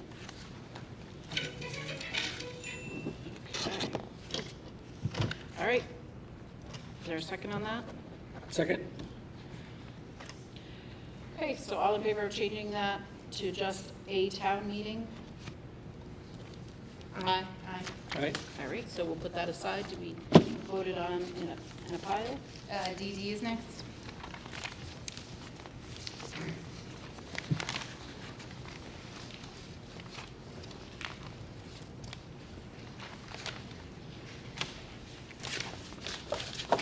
So good, these are going to be in the top. So this is the one that is referring to grants. So our suggestion is to strike the word gifts. It's in the very first sentence.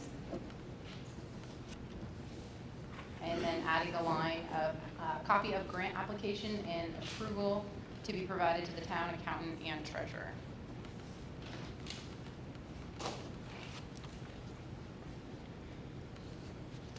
Is there a specific place for that, or you just? You're just adding it on the, yeah, on the, after, yeah. Okay. Okay. All right. There's a motion. Second? Any more discussion? Okay, so we'll vote on that. All in favor? Aye. Aye. So it's going in the piles and voting on as a group. The very last one, DBC. DBC.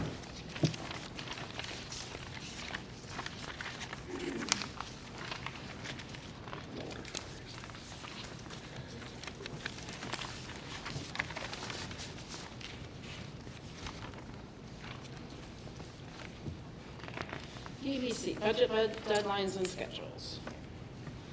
So two additions. A draft of the budget will be presented to the select board no later than the end of January, first week of February. And other addition is first draft of the budget must be submitted to the school committee no later than November 30th of the prior fiscal year.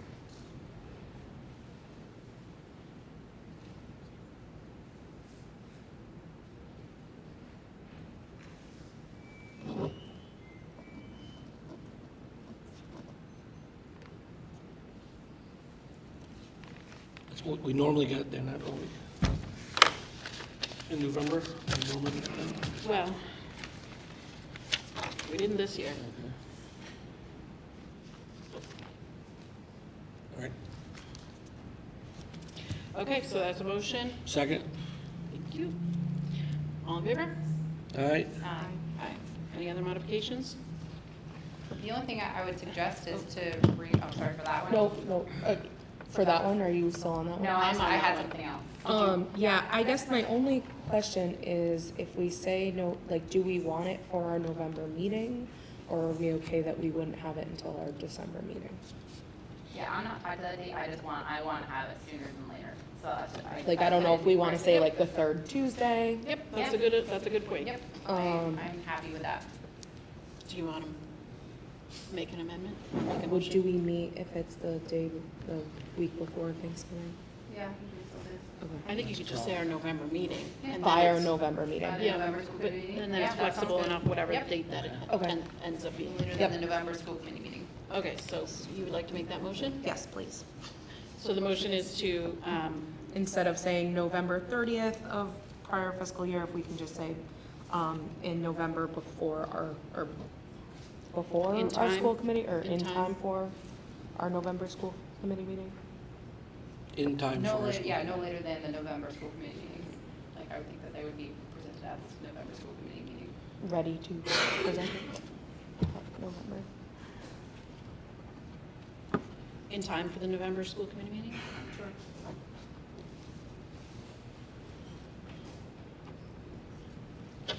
So our language is in time for the November school committee meeting.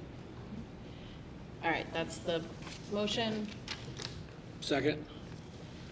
Okay. Any more discussion? All in favor? All right, Aye. Okay. I don't know if we can lump these all together, but I have my hand up. Oh, yep, sorry. Go ahead. So, budget, are you guys asking to have a budget ready for November? Yeah.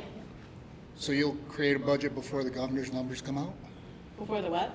Governor's numbers? We'll start the process, yeah. Okay. Yeah.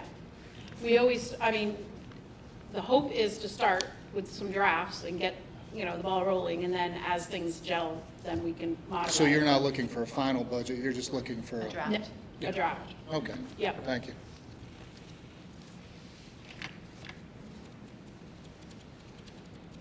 So again, I don't know if we can lump this all together, but we have no references to town or city charters may be appropriate at this category, and the content of the policy should be changed accordingly. We can remove those Where are you talking about? on several of them. Oh, so are we done with DBC? Unless anybody else has any other things that they want to modify in that. So all the notes on here. Okay, so now you're going on to something different, which is what? It is, but like all of these notes on all of these school committee, all Do we these, I wanna think this was just for finish? the policy planning Oh, okay. committee, but I don't know if we leave them on there or we have them removed. Which is what?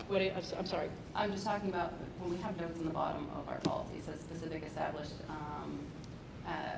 that need to be, where it says required in the policy, above which are established by that city's code or ordinances.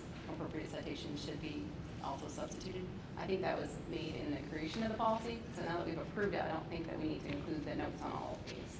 Yeah, okay. So, but I think we need to vote on DCB first, and then we can make a motion to delete all of those extra notes at the bottom of them. Does that make sense? Oh, sorry, we weren't finished with DCC.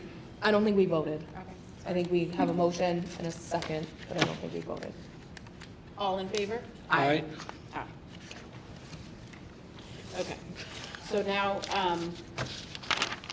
now you're making a motion to remove the notes on the bottom of the policies. Yes, that are referencing the city code ordinances. Yep, okay. Anything after the bold note? Yes. Or the uppercase note? Eric, you want to second that? Sure, second?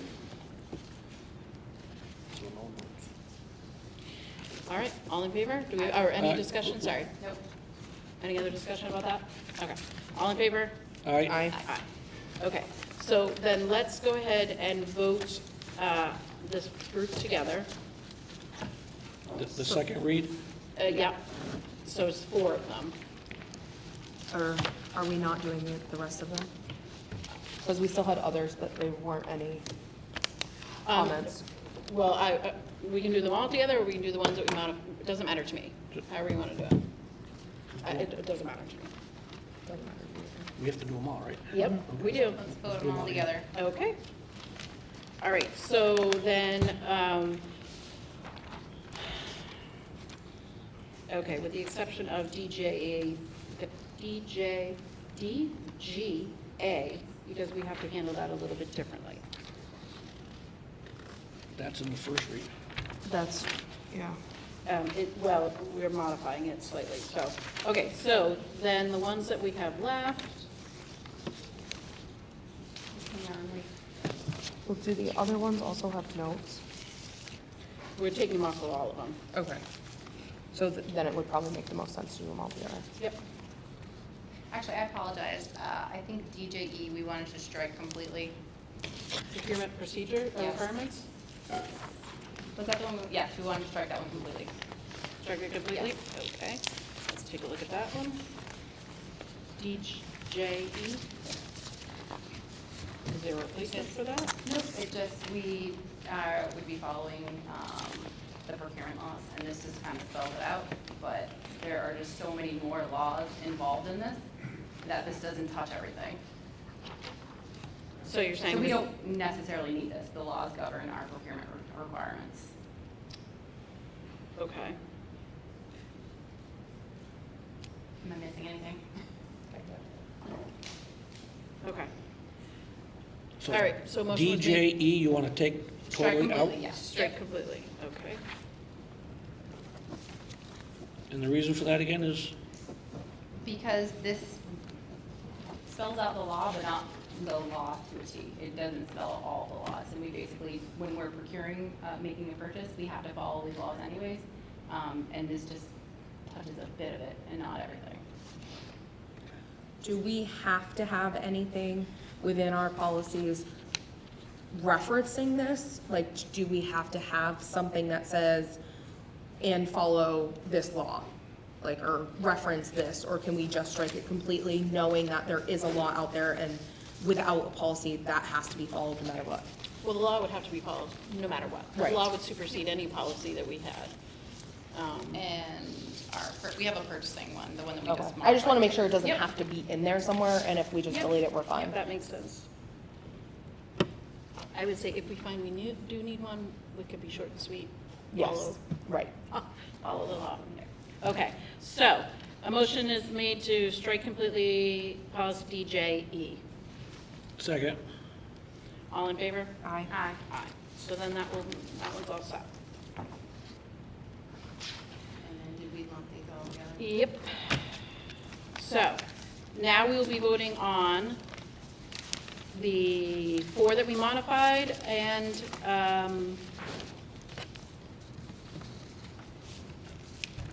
So there's 5 left. yeah, and what's the one I'm missing? DBD, budget planning.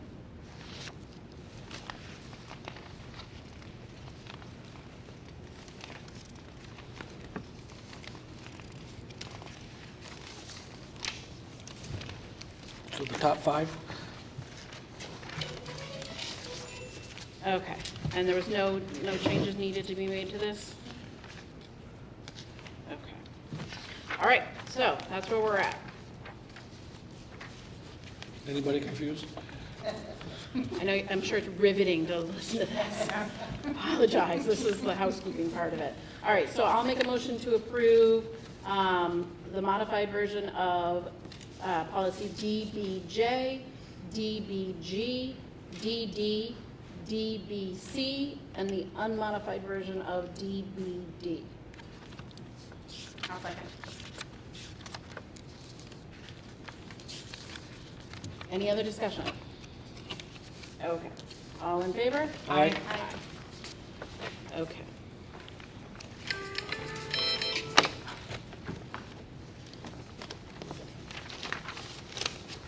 Okay. And then we are going to, make sure I get the word right on this. I make a motion to waive school committee policy BGB, policy adoption for the purposes of editing policy DGA, authorized signature. And what this does is it changes the school committee will designate by roll call vote, instead of one member responsible for review of all the warrants, it changes it to 2 members will be responsible. So basically what it means is 2 people have to sign off on the warrants. So by striking one and replacing this one with a modification, this will be the new policy. Is everybody clear on what's going on? Are you making the motion or are you just presenting it? I'm making that motion, so I need a second. I'll second. oh, okay. No, you're good. All right. I don't know if this needs to be like a now thing, but with warrants now, with multiple people having to sign, can we make sure we have like a designated area process, like all those fun things? Because I think before, when it was just the one person, no one else had to be involved, where if we have multiple people, we just want to make sure that A, it's getting done and not forgotten about, and B, people aren't like going after 2 people have already done that. So I think they are. Unless you want more than that. I just want to make sure we're all on the same page that. Yep, no, I think that's a Gets good point. The policy does say the committee will designate by roll call vote 2 members people. responsible. Okay, so we are gonna still those designate, 2 people but we're should be the changing it to people 2. that need Okay. to do it, yep. Perfect. That And makes sense. then they'll coordinate with Caitlin, mutually agreeable time or place or whatever. Okay. To get them all signed.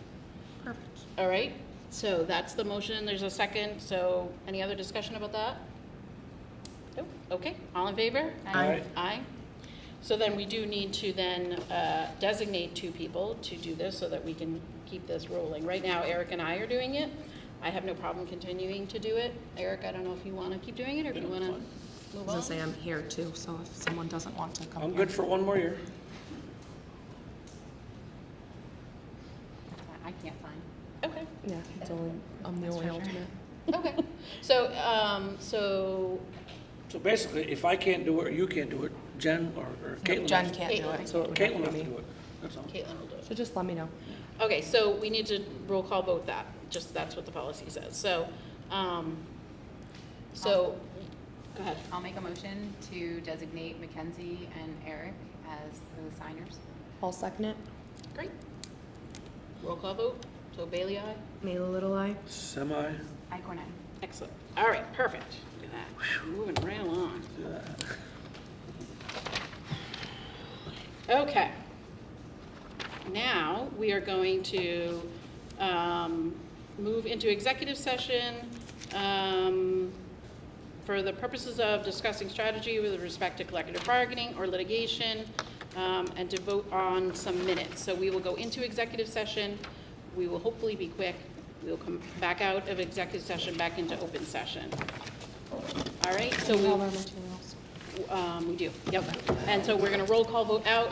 Can I just suggest that you might wanna stand in the hallway while we're gone? It's much cooler in the hallway. I don't know why it's so warm in here, but I do know it's cooler out there. So roll call vote out. Semi. Mila Little Eye. Bailey, aye. I, Cornet. Thank you. All right. Hey, what do you know?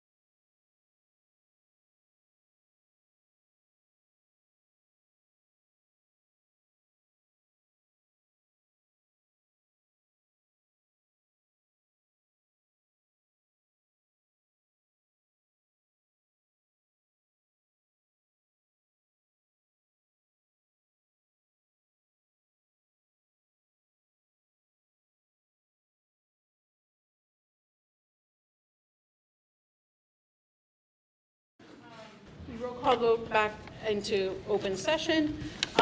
So the purpose of coming back into open session is just to let you know that we have agreed to the memorandum of agreement between the Erving School Committee and the Erving Teachers Association in regards to the evaluation process for this spring.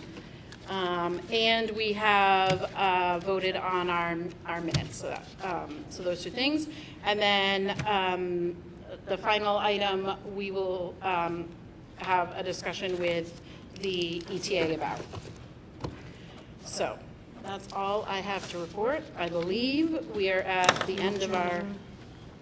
I don't know if we just want to say again that Yep. the meeting is there, and then are we going to have policy on that day? Probably not, just leave policy for September, or with everything going on, do we want to add policy? I would say I defer to the policy committee for that decision.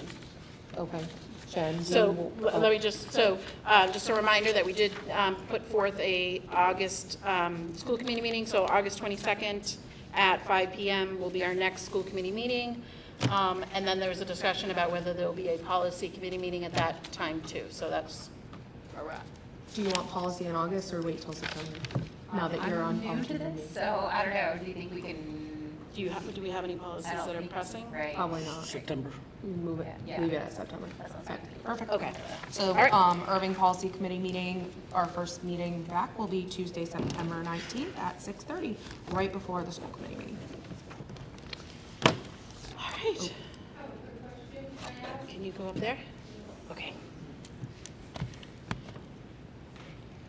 I was hoping to get a response to the Unit B issue, business with the administrative secretary. So we have a response, not one that we're going to give an open session. Okay, thank you. All right. Thank you all for hanging in. Please go home or somewhere cool. Make a motion to, Motion to adjourn? yeah, motion to adjourn Sure, at sounds good to me. 7:43. Second. I beat you. We hope to see you in August, if not before. And someone will call.